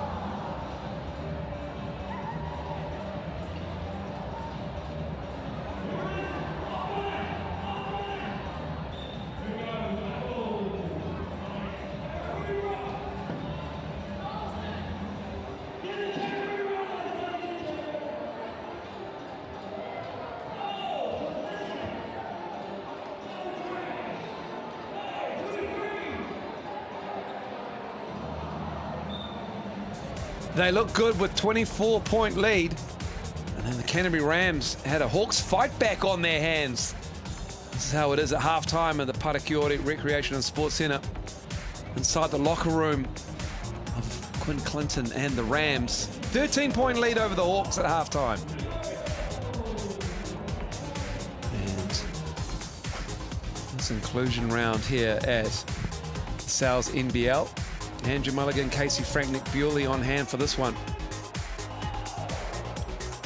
It's been an interesting first half as we take a look at some of the inclusion activity. Wheelchair basketball, fantastic initiative by the Basketball New Zealand and the NBL to make sure everybody gets their time in the spotlight. Basketball is a game for everyone, and it's a game for Dan Greta here in the first half. The Energizer Bunny, 14 points, 5 rebounds. Hit that first three of the game, went a little cold. The work rate never dipped. And because of that, the Hawks and Dan Greta were able to work their way back into the game. He touches everything out there, especially some of these shots at that block right there. That is one of the highlights of the round. If he can keep it up and get a little help offensively, maybe the Hawks can get a wee bit closer here in the second half. Yeah, Dan Greta, 5 of 12, 5 rebounds, and just doing it all at the moment.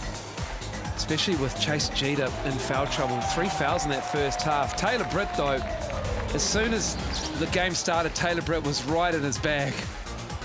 And as that game over, he started to take his foot off the pedal just a little bit, but look how he just runs the offense so well, sets up for his teammates, takes what's given. If you're not gonna take away the lane, I'm gonna lay it up. If you take away the lane, I got the mid-range. If you're gonna take away the mid-range, back to the cup the next time.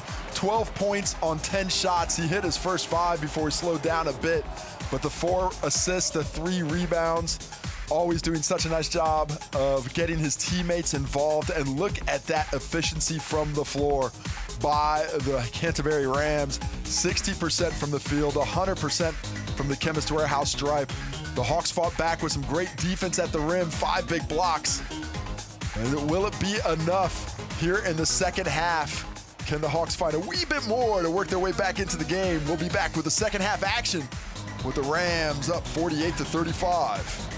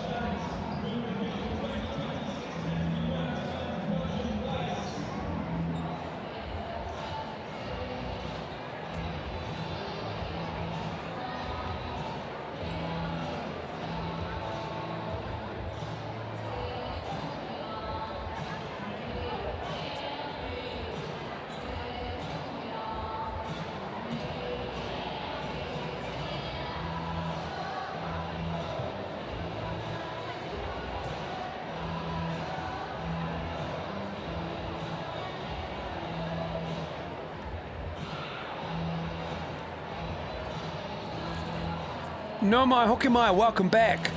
Christchurch Ōtautahi Parakiore Sport and Recreation Centre. The Rams leading 48-35.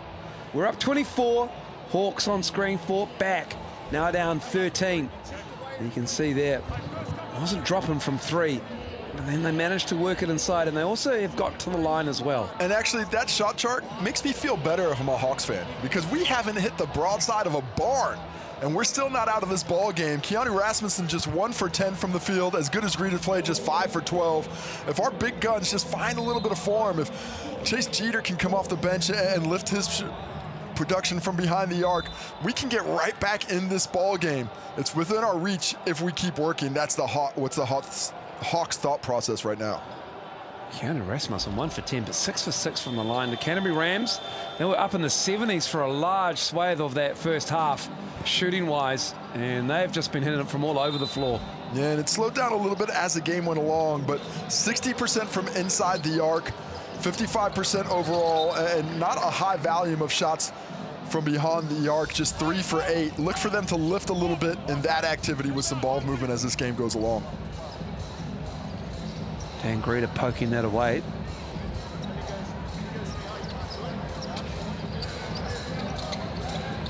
Taylor Britt, excellent first half of basketball.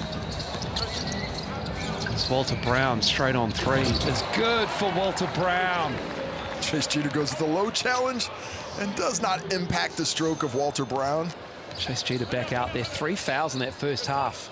Yeah, you gotta get him some touches, though. It's tough for a big to stay on the bench for that long, especially when he likes to shoot the ball. Greta, wing 3. That's good, Dan Greta. Starting the second half the way he started the game, 1 for 1 from beyond the arc, up to 17 points now. And a bit more activity from deep should certainly help the Hawks going forward. Inside of Jack Andrew, mismatch with Rasmussen, lost the handle, had it poked away. Fantastic hands by Rasmussen, giving back some of that medicine. Up ahead to Chase Jeter on the reverse. Lead cut to 11. Good basketball. Chase Jeter runs the lane right on the front of that rim. Well delivered by Rasmussen for the easy finish.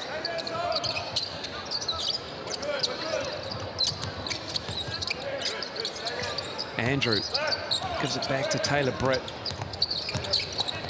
Rasmussen put it on a string. McLaughlin got him though. Wow, everybody wanted a piece of that one. It's Rasmussen to the cup. An offensive foul, Keanu Rasmussen. Just knocked him out of the way, Jake Holmes. I was a little bit wondering where his feet are on that one. Was he inside the charge circle, or are they saying he wasn't up in the shooting motion yet? I thought Jake Holmes did a nice job of staying in front, but take another look at it. And here's the attack by Rasmussen on the run, and yeah, there's that contact outside. Nice call by the officiating crew. Nice job by Jake Holmes to square up in front of Rasmussen defensively to take it right in the chest. Withers 3. Oh, that should have been a foul. He's down. That should have been a 3-point. It certainly should have been 3 shots from the free throw line. McLaughlin, too strong. Tipped around. Chase Jeter's fouled. And he'll go to the line to shoot 2 as Todd Withers makes his way back into the front court. He took his time to really express his point to the officiating crew, and he's going to get subbed out because of it. I think Coach Quinn Clinton thought he might have tweaked something on the fall. You got to give him that landing zone. Was he giving him a flop warning? Did he get a flop? Oh, I think he might have just had a warning of a flop warning. That's the incredulousness on Withers' face. Gives you his response. So after all that, Chase Jeter is at the line. He misses that. Chase Jeter. Hawks have been excellent from the stripe today. 83% before that. That dips him down to 77. This is the second. Can't cut the lead back to single digits because of those misses. So can the Hawks get another stop? Brown. Yeah, Will Lopez say, good job, Chase. Great defense from Jeter on the Walter Brown attempt in the key. Interesting, sorry about that, but interesting defensive matchups there. They've got Jeter on Walter Brown, and they've got Greta on Rougeau, so he doesn't get those fouls inside as Zoe Burton hits the triple. And Quinn Clinton's seen enough. Timeout for the Rams. As the lead is whittled down here. It's down to 8 now from the Hawks. Good fight back. Some interesting chess moves there from Will Lopez, keeping Chase Jeter out there with those 3 fouls, but switching up the lineups. What's Quinn Clinton's response? Play out of empties against the switch. Okay, you got your high-low. Into your next action, we're going to go flow 4 here, Renee. All right, come back up, flip that third side. Okay, flip the third side. All right, everyone good? All right, just defensively, we've got to lock in here. Okay, nothing easy, but it starts with our offense. Starts with our offense, we've got to get good looks here. Okay, everyone good? Flow 4. Flow 4. Here we go. Let's go, 51-43. All right, mix in some down. Like Quinn Clinton's demeanor there. He's seen his lead get whittled down to 8, but there's no urgency. Just telling everyone it starts with their offense. For me, I think it probably starts more for their defense. We've seen easier shots here from the Hawks in the second half. Offensively, though, I would like to see them get back to those rim attacks. Taylor Britt has really gone away from looking for his own shot. Let's go to Nick Bewley, who's down there at the sideline.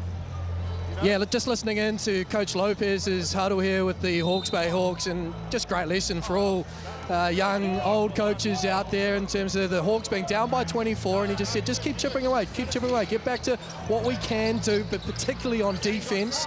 Then they got that lead down to 13 at halftime, and what do you know? All of a sudden it's 8 points. So there's a lot of positivity, a lot of good body language, and they're up and about here as Jeter makes a defensive play, and they're going to have another possession. Rougeau is calling for the foul as Jeter is right on that line, playing dangerously. And it's a fantastic point by you, Nick. That is the key. Journey of 1,000 miles starts with one step. You can't get it all back at once. Got to chip away at those big leads.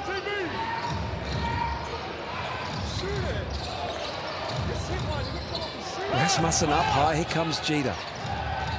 On the trap with Jack Andrew and Walter Brown, and then it's going to stay with the Hawks here with 2.9 on the shot clock.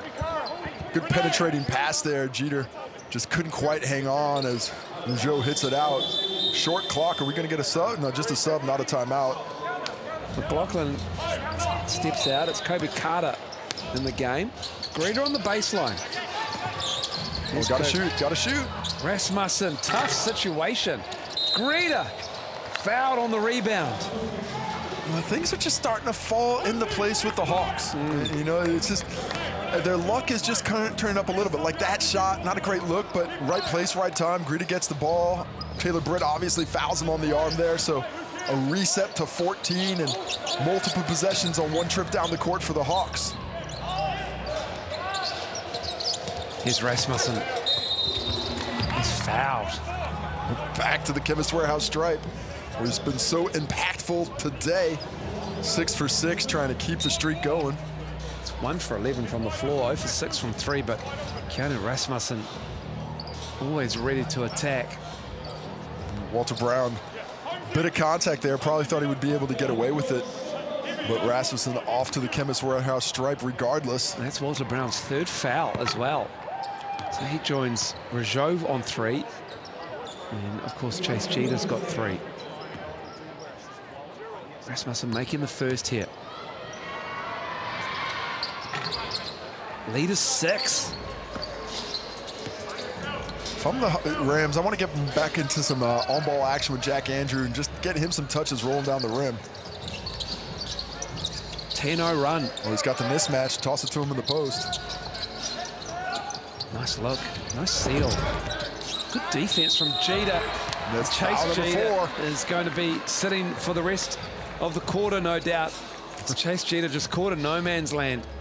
Gets to the point where you just might have to concede that mismatch. Yeah, down that low. I mean, he is standing up pretty straight, but it's that second opportunity where he's trying to get straight up, but he's just got a little bit of a lean, and you can see the disappointment on everybody's face. That, yeah, he's mostly straight up, but he's not completely in his own cylinder. So Jack Andrew continues his mega efficient day, up to 13 points now with 10 rebounds. That double-double is locked in. Here's Rasmussen. Turnover. Britt with it.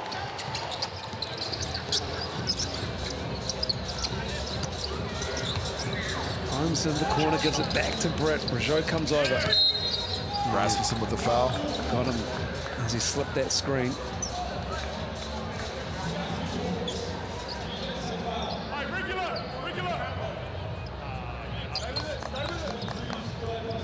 It's Jacob Murphy. Hasn't seen any time here in the Sal's NBL game.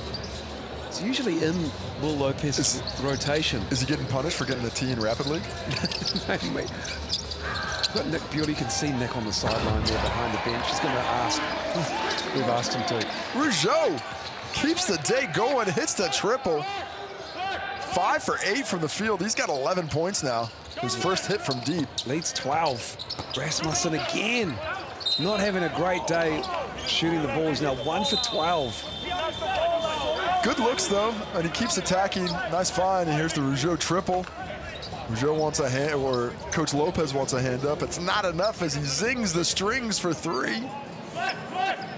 Walter Brown takes a seat. Jeter back in. Coach Lopez decided it's go time. Brody Cooper out there for Oh, that's nice. The Rams.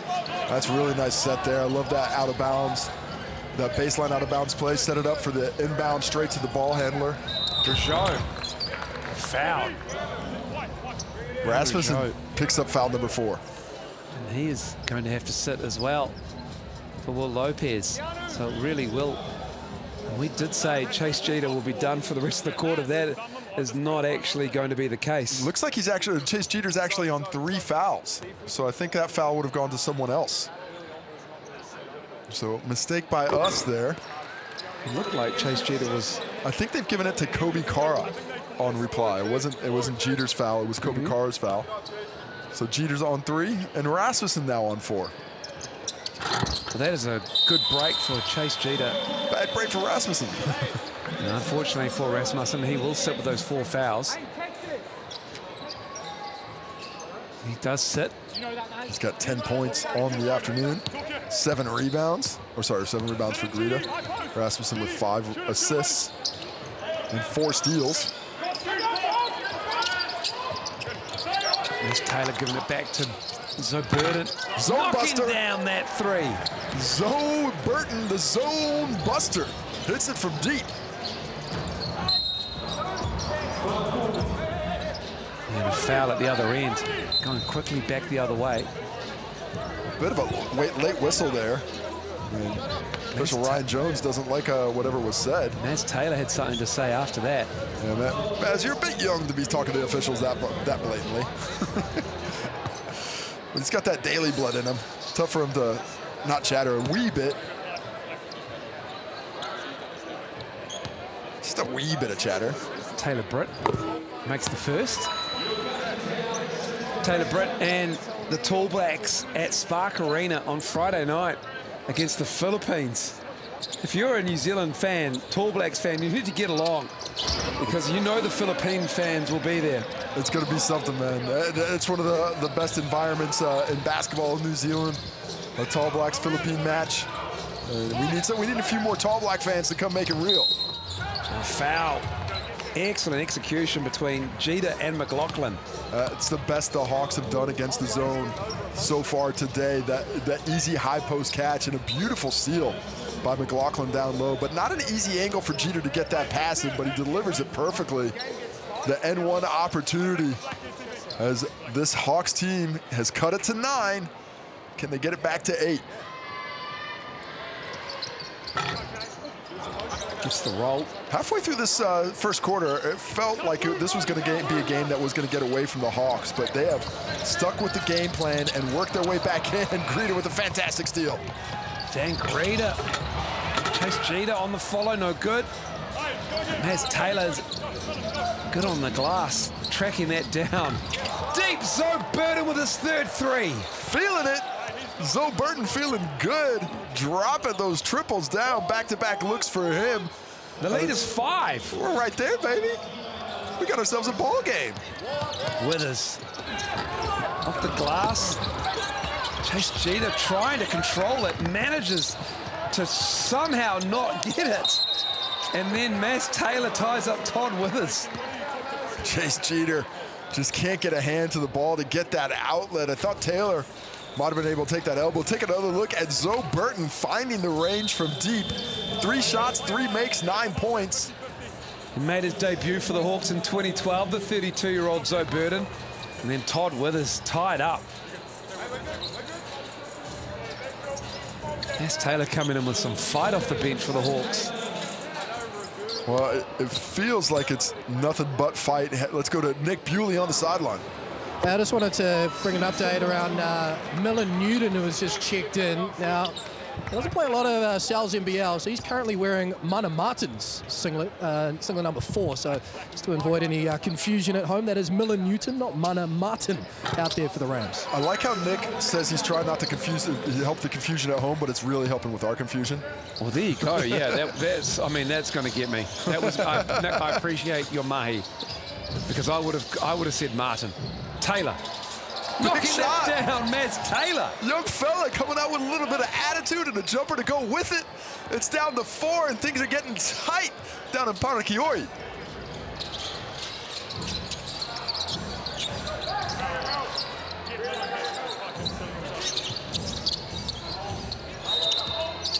And we got a foul. I think it's going to be on Burden. It's just his first personal foul of the game. They're in the bonus. So the Rams head to the line. Rougeau has been excellent off the bench. Luxury to have René Rougeau off the bench for Quinn Clinton. 13 points, 5 of 8 shooting. Rougeau was an All-Star 5 member in his previous Sal's NBL season. Back in 2011? 2010? He's a 5-time Finnish League champ. Winning's a habit. He knows how to develop it. Mexico, France, Israel, and Venezuela. Sacramento, California, where he's from originally. Makes the second. Well, the Hawks have done a nice job of closing this gap, but now's when the defense gets tighter. What are their answers offensively to try and just go that last step, which is always the hardest part of the distance to cover? Greeter up high. Knocking down that 3. Dan Greeter just needed a sliver of light. Dan Greeter up to 4 for 8 from behind the arc. Remember, he was 1 for 5 at one point after making his first. Jack Andrew in deep. Coach Lopez does not like that matchup. Straight to the timeout to discuss how we could work this one out. Jack Andrew having a tremendously efficient day at 7 for 8 from the field. Take a look at the Greeter step back. Rougeau, too late, mate. Dropped the triple. Cut that lead to, was 3. Now it's 5. Jack Andrew, 16 points, 10 rebounds. Dan Greeter, 22 points, 7 rebounds, 2 assists and 2 blocks, 1 steal. I don't want to switch if we don't have to. So if they set a shitty on ball and we can get through it, don't switch, right? But if we need to, then we switch it, right? Cool, is that good? Between you two, you can, but otherwise, try to get through first, and then we can switch later. This play, I want to go reverse pin, but I want to go Jeremy, over to Zoe, go back door, chase, set it, throw it back to Greeter here, set it for Zoe coming upways. Good with that? All right, here we go. We got to win every effort play. 1, 2, 3, 1, 2, 3, win. Oh, I like that. Getting the ball back into the hot hand.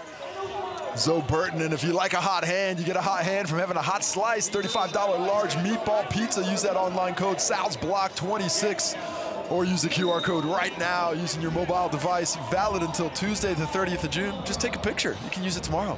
You don't have to use the QR code. Let's go to Nick Bewley. Not this time. I was going to ask about meatballs. The movie or the food? 67-62, 2:50 to go in the third. Let's the Rams out of the zone, back into the man-to-man, and there's that zone pin down. Oh, Taylor Britt somehow found his way to Jack Andrew. Taylor Britt getting it done. Comes from behind, gets that little steal. Always active. Withers. Down to Rougeau. Chase Jeter on the help. There's Taylor. Oh, what a pass. Firing it to Zoe Burton in the corner, but a hand got to it. Aggressive. Taylor Britt might have got his fingertips to it, or Walter Brown. Either way, it stays with the Hawks on the baseline. That's like a very youthful pass. And you're like, I could get that through. Let's try and zing it through. There's the first hand. That's Walter Brown. But that's who you want to get in the corner. Zoe Burton gets that catch. Might as well just chalk up 3 because he has got his eye in now. Speaking of. Burton.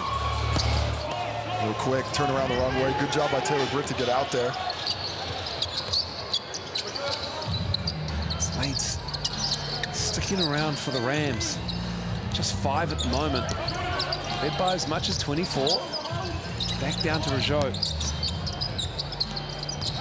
Britt on the drive. And that will be Jeremy McLaughlin's foul. Well, the game has just slowed tremendously here in the third quarter for the Rams offensively. The Hawks doing a nice job. Biggest scoring quarter of the game so far. They've got 27, and there's still 2:22 left, so they've really found their form offensively. They found that rhythm that they were searching for. But more importantly, they've disrupted the rhythm of this Rams squad. Remember, no Tamaneng Cho, no Mana Martin, he's not available either, and some of their other, the Kate brothers not available as well, some of those backups. Didn't look like it was going to impact them in the first half, but as this game's gone along, it seems as though some fatigue has set in some of their competitive areas. They had 30 points in the first quarter to the Rams. Chase Jeter on the baseline gives it out to Dan Greta, who strikes another 3. That's number 5. And that's 4 straight for Dan Greta after missing 4. The roller coaster offensive day continues. Oh, beautiful. Great look, Jack Andrew, the high-low action. Well, I gave props to the Hawks with beautiful high-low earlier, but that one was even prettier. Jack Andrew with the touch pass immediately. So Withers gets the smash underneath. Inside to Chase Jeter. Haven't tested Andrew Muss in the post today. This is it.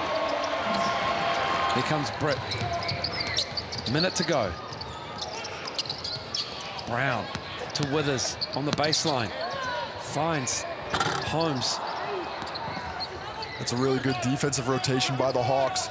Multiple handoffs of defensive assignments there. Excellent communication in the half court. Greta with 11 on the shot clock. Driving. Bumped. Dan Greta will head to the line to shoot 2. Oh, he's just never stops going. Take another look. And Zoe Burton sealed on the high side. Jack Andrew knows exactly where he's going with the ball. He sees the chin up, and then on the other end, Jack on defense. Can't keep Greta in front of him. A bit of contact on the layup attempt. Jack Andrew picks up the foul, his first. Dan Greta goes to the line for his 4th and 5th attempts. That rims out. 10 for 12. The Hawks started from the Chemist Warehouse stripe. Just 3 for their last 6.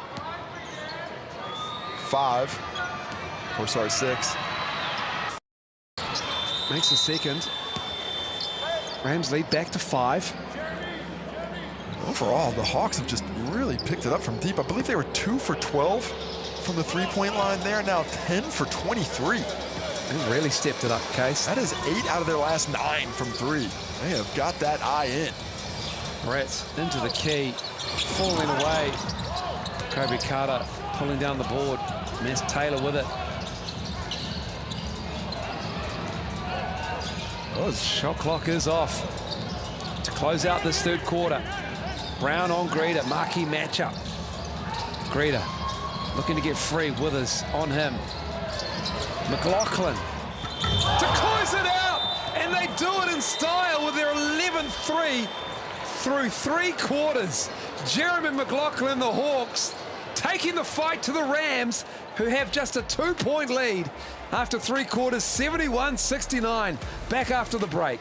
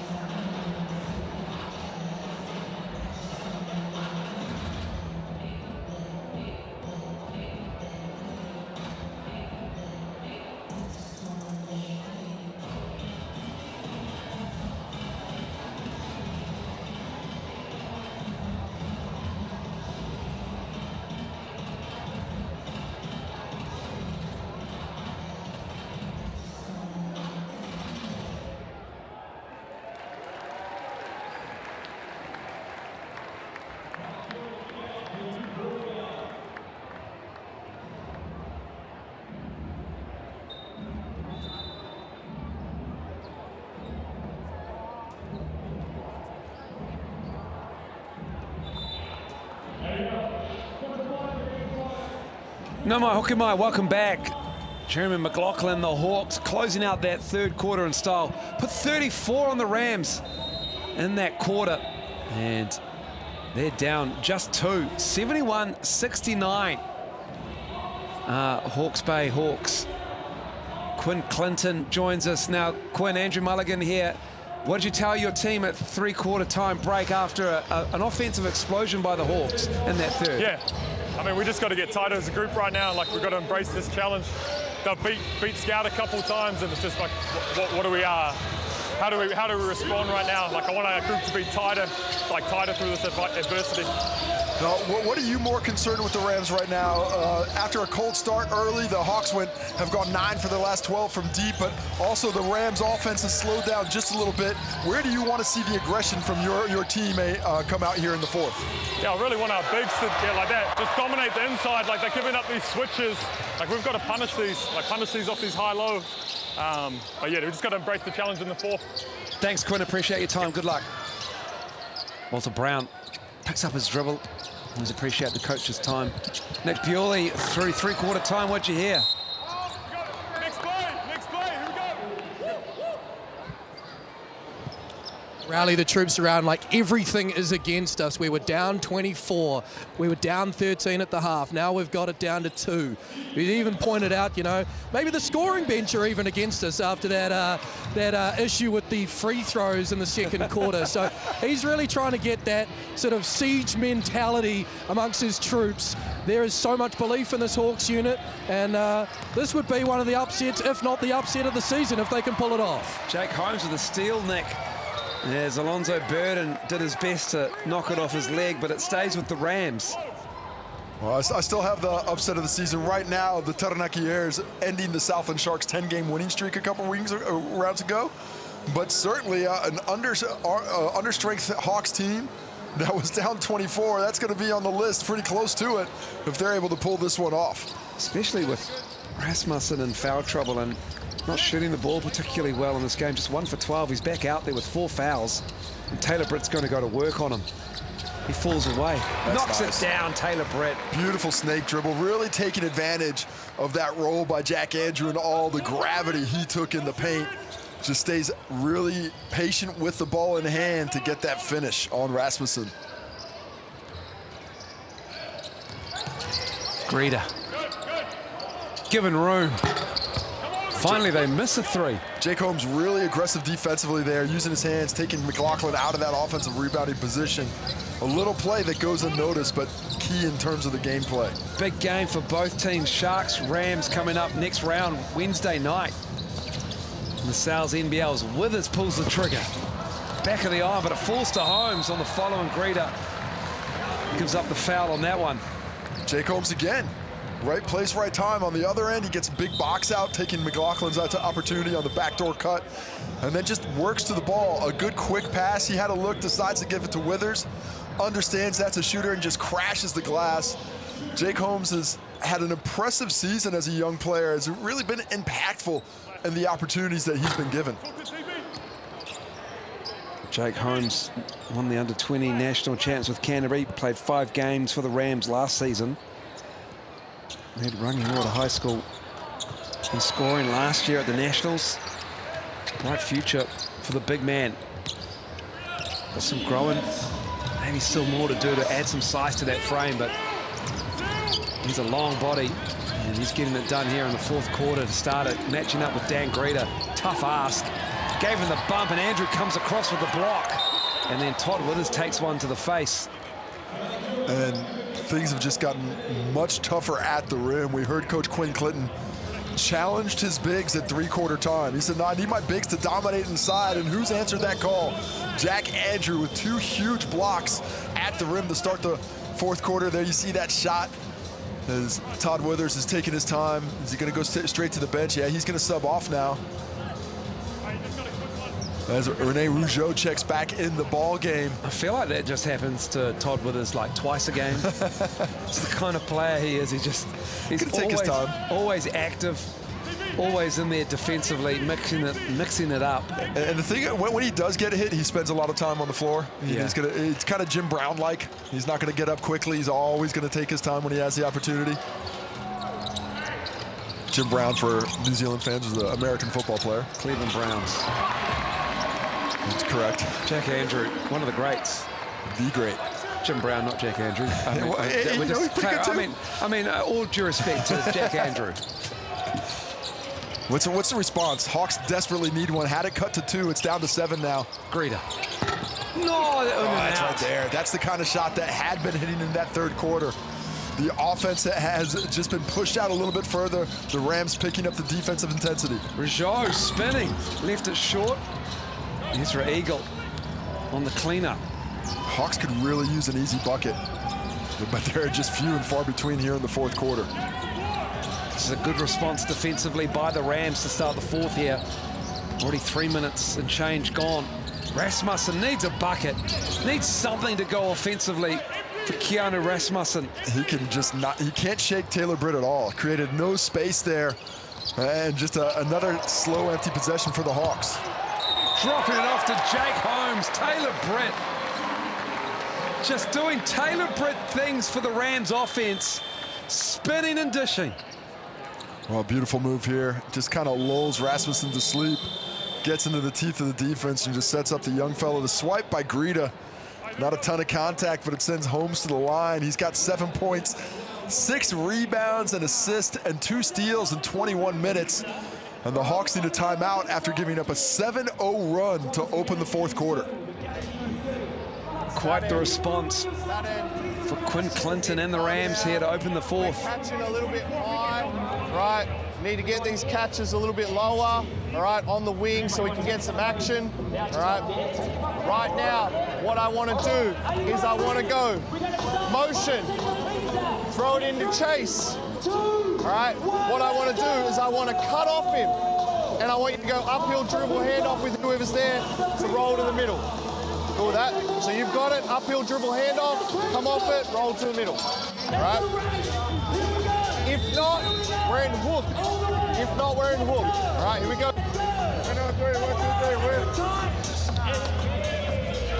10 steals to 7 for the Hawks over the Rams, but it's starting to creep back out. 78-69 with a foul shot to come.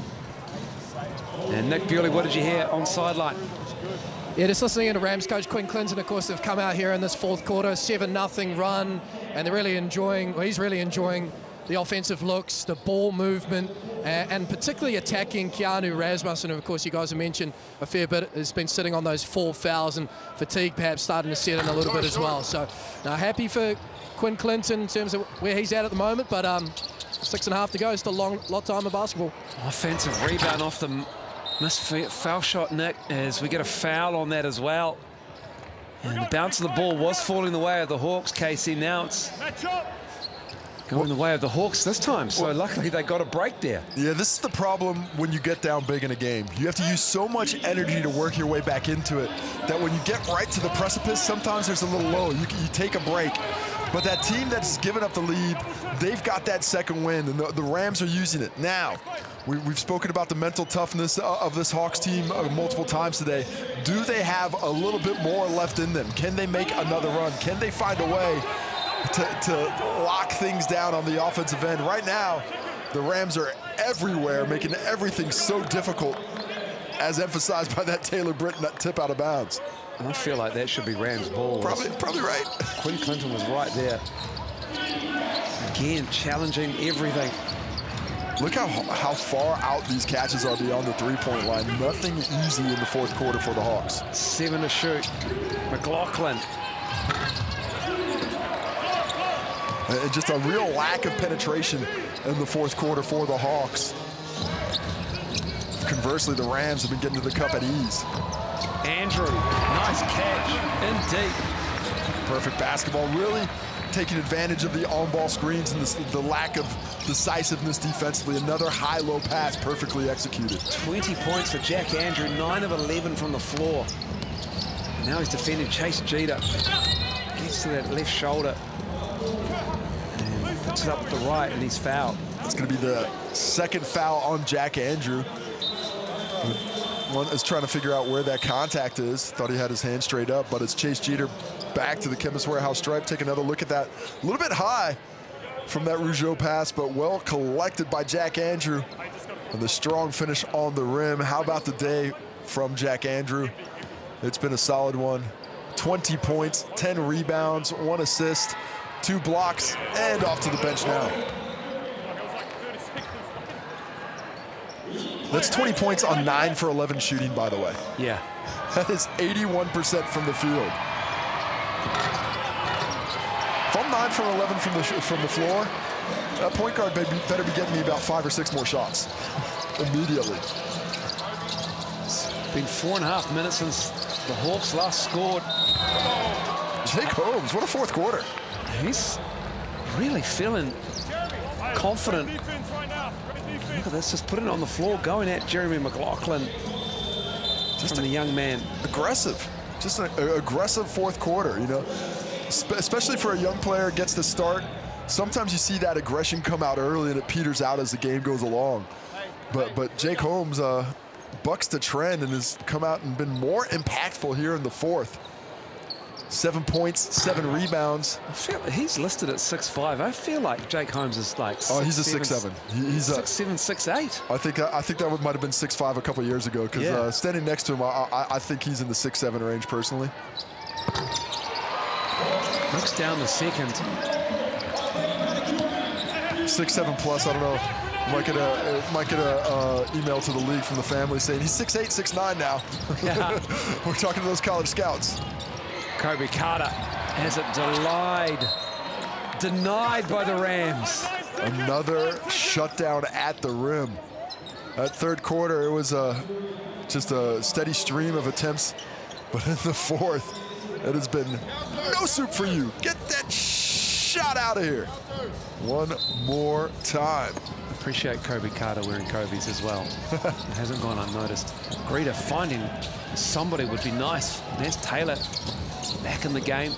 Great energy defensively once again from the Rams. Nowhere for the Hawks to go. Greta, they need that to go down and it doesn't.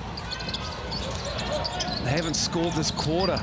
Greta again finding it tough to get anything going. McLaughlin, oh, great defense from the Rams here, just closing out this game with a 12-point lead, 4:40 to go.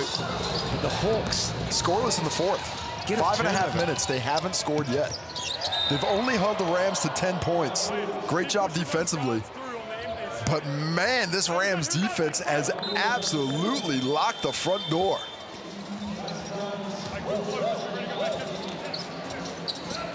Taylor Britt in the Rams. 18 points for Britt, 7 assists. As Holmes sits for Quinn Clinton. But it's Rams or Hawks aren't out of time yet as the three goes wanting. Is that off the leg of Andrew? Stays with the Hawks. But down 12 with 4:25 left. The buckets need to start getting strung together on this possession here. They need a bucket right now. Greta going at Withers. And that is Rams' ball as Maz Taylor just couldn't control it as Britt jumped out on him, and it's going to be a turnover. Yeah, that's exactly what we didn't need, says Hawks fans. Little indecision, took his eye off the basketball. I think he was thinking about that shot before he actually had that possession in hand, and unfortunately it cost him. Britt to the cup and in. There's a little smile from Maz Taylor as well. Taylor Britt, 10 points in the opening quarter. Started looking for his teammates after that, but that brings him up to 20. And a 12-0 run here in the fourth after the Hawks cut it to 2 at the end of the third. Over 6 minutes since they last scored, the Hawks. It was a Jeremy McLaughlin 3 to close out the third. Greta having to do it all himself at the moment again. Nothing dropping. And that's a tough one-on-one matchup against Todd Withers. He's a tremendous defensive player. The ball just not doing enough of the work for the Hawks right now. It's all one-on-one. Jack Andrew swarmed. A lot of arm there. Yeah, Jack Andrew felt that one. Taylor. Corner 3 is good. Finally, the Hawks get one. It was 6 minutes and 45 seconds ago. Maz Taylor's been solid off the bench. He's got 6 points, but he's been a plus 18. He's been out there for the runs. Can he be out there for one more?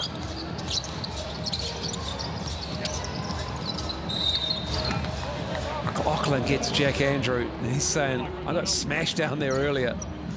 Last time down there I got hit. Here's Mass Taylor's 3. A lone highlight for the Hawks here in the fourth quarter. Their first bucket in almost 7 minutes. It's just the wrong time to go cold. The start of the game and the end of the game. As we're back to the Chemist Warehouse stripe, where every free throw counts for the Hoops and Schools program. Thanks, Chemist Warehouse. The Hawke's Bay Hawks, if they lose this one, drop to 3-12. Just makes that journey towards the top 6 that much harder. Jack Andrew misses the second, and for the Rams, they'll go to 11-3 if they get the win here. Hawks have to string it together though. Rasmussen, horrible afternoon shooting the ball, and it continues. He's 1 for 14. Man, he's a bit cold now. He's been on the bench for quite a bit of this fourth with those 4 fouls.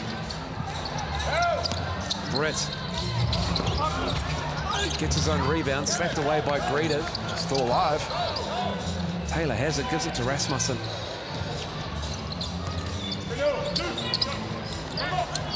Taylor in the opposite corner, knocks that down. Young fella, 3 for 5 from behind the arc. 9 points now. He's been impactful. 5 rebounds, 3 assists. That is the lead, 9 points for the Rams. It's a 3-score game. Get some stops. Not a lot of size on the floor to combat Jack Andrew. And just like that, Jack Andrew gives them an and 1. That's a tough matchup for Dan Greeter. Certainly is. Love his effort, love his enthusiasm. Love this pass across the court by Keanu Rasmussen. Excellent find there, and Taylor drains the triple. But this right here, that's asking a lot of your swing man to guard Jack Andrew one-on-one with that low post catch. That's deep, that's difficult. And that's a double-digit lead. 24 for Andrew. And even rebounds as well. Rasmussen lost the handle. 4th turnover for him, but Chase Jeter gets the dunk.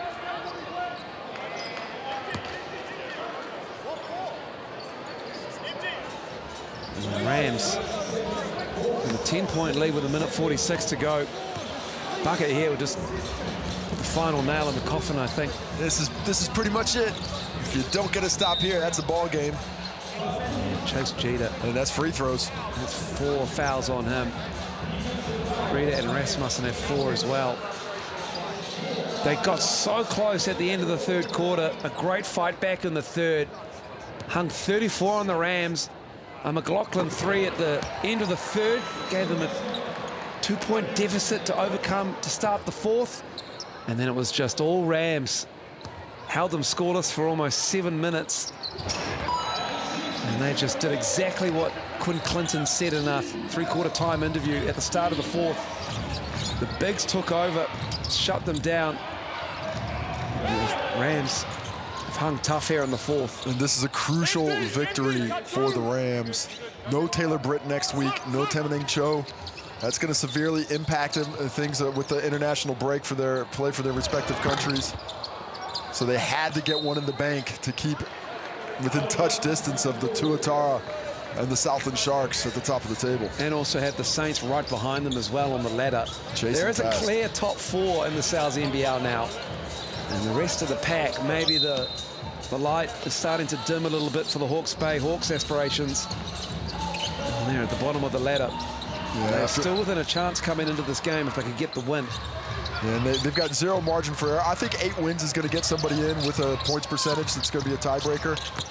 After this, they're going to have to win out to get to 8 wins. So that margin for error is gone. Yeah, they've got 5 games remaining, so they'll have to win all 5. Well, they're going to have a chance as Jack Andrew gets the block on that one. Casey Frank thinks it was off the glass. Yeah, I mean, I actually thought it was beautiful timing to beat it before it got to the glass. Jeter was trying to get it there, but a quick buddy from Andrew and a quick finish on the other end. He's looking like a player of the game to me. I think he's the commentator's pick for player of the game, Casey Frank. 26 points, 11 rebounds, 1 assist. Oh, come on, pass the ball, bro. And 3 blocks. But also the fact his defense to start this fourth quarter, whether it was one-on-one, on help, exactly what Coach Clinton wanted. Set that tone. here in the fourth, and he did it so efficiently, 78% from the field. As the Rams hold on tight. It was sweaty there for a bit at the end of the third, but they came out strong to finish. Every point counts. And then Jack Andrew puts it down on an unfortunate Maz Taylor. And that is definitely the game MVP for us. An emphatic dunk as Chase Jeter. That won't count. They wave it off, and the Rams finish strong with a 22-8 fourth quarter. Jack Andrew and the Rams, he's got 28 and 11, and they come away with a 16-point win, 93-77. Just 1 point shy of his career high 29, hit a season ago. What a performance for Jack Andrew. Short-handed in multiple areas, but not short-handed in the center position. Big win for the Rams. They jumped out to a 24-point lead. They pulled it back to within 2 to the Hawks.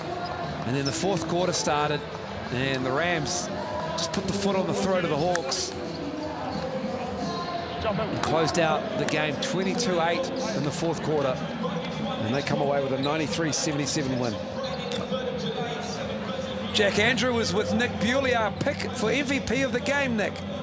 Cheers, Miles. Yeah, Jack Andrew, our commentator's MVP. We'll get to your individual performance in a second, but just talk us through the mindset of this Rams unit. You got out by 24. They come roaring back. It's a 2-point game at three-quarter time. What was what changed there in that fourth quarter in terms of your defensive intensity? I mean, we lapsed in that third quarter. They came back in. But our team, we live by relentlessness, and so we stuck it out, got there in the end. Fourth quarter, we locked into our base and, yeah, got it done. Just on your performance, 28 points, it's just one shy of your career high. How much are you relishing this environment, your first year here at the Canterbury Rams? Yeah, I love it here. I love Christchurch, the fans, community. It's really fun.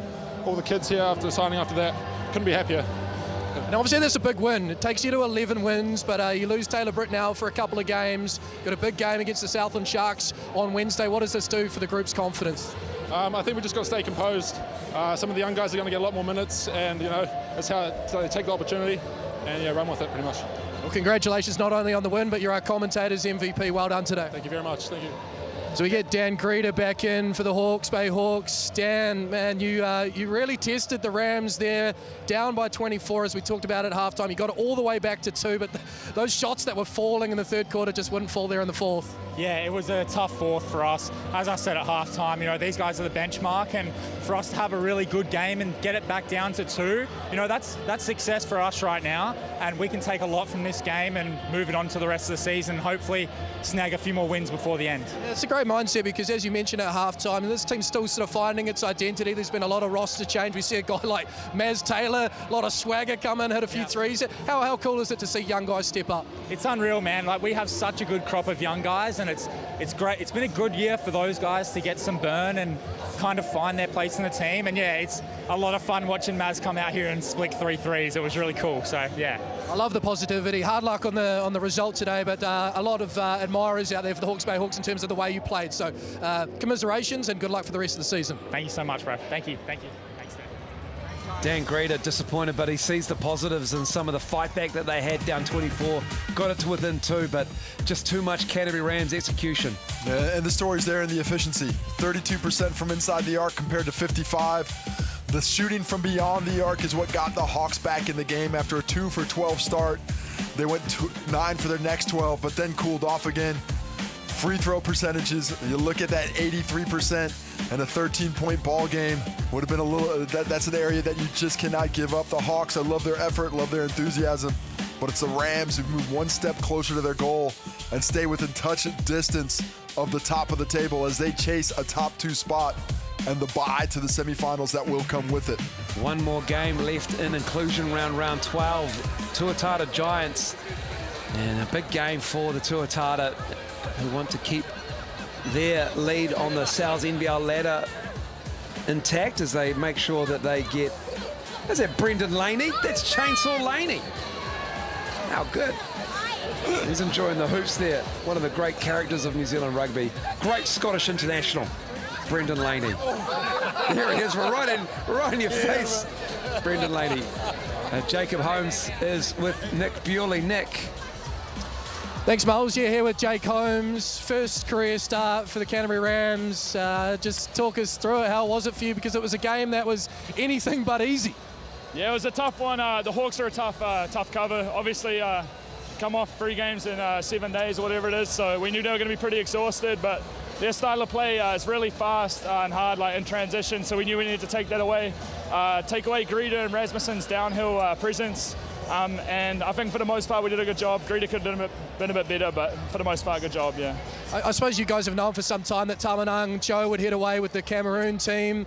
So this wouldn't come too much of a surprise for you, but I just talk us through your mindset, particularly defensively and in that fourth quarter, because it just felt like you really locked in. Yeah, it was a great opportunity for me, and Quinn said going into the week like I was going to start. I was super excited, and then he gave me the matchup on Greta, and I was super excited for that. Like, that's one of the best scorers in the league, like super physical guy. So I just took it as it came, and last quarter especially I thought I did a pretty good job, yeah. And the boys in commentary are wondering, on the Rams website it says you're 6'5". Have you grown a little?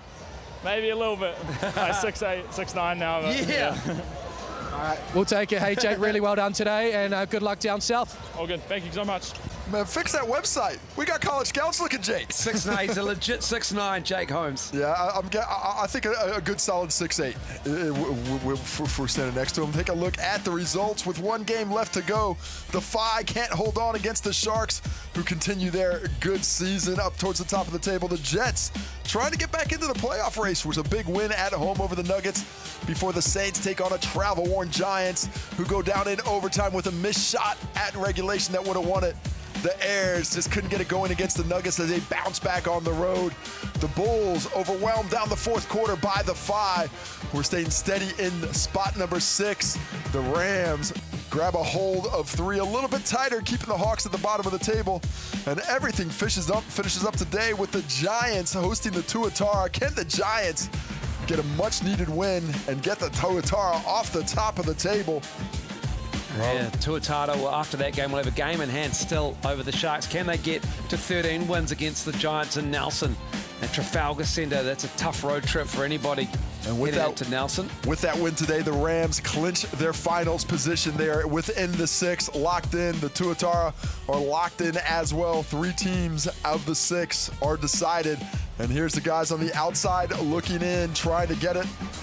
The Hawks, the number is 8. Everybody needs to get at least 8 if they want to get into the postseason.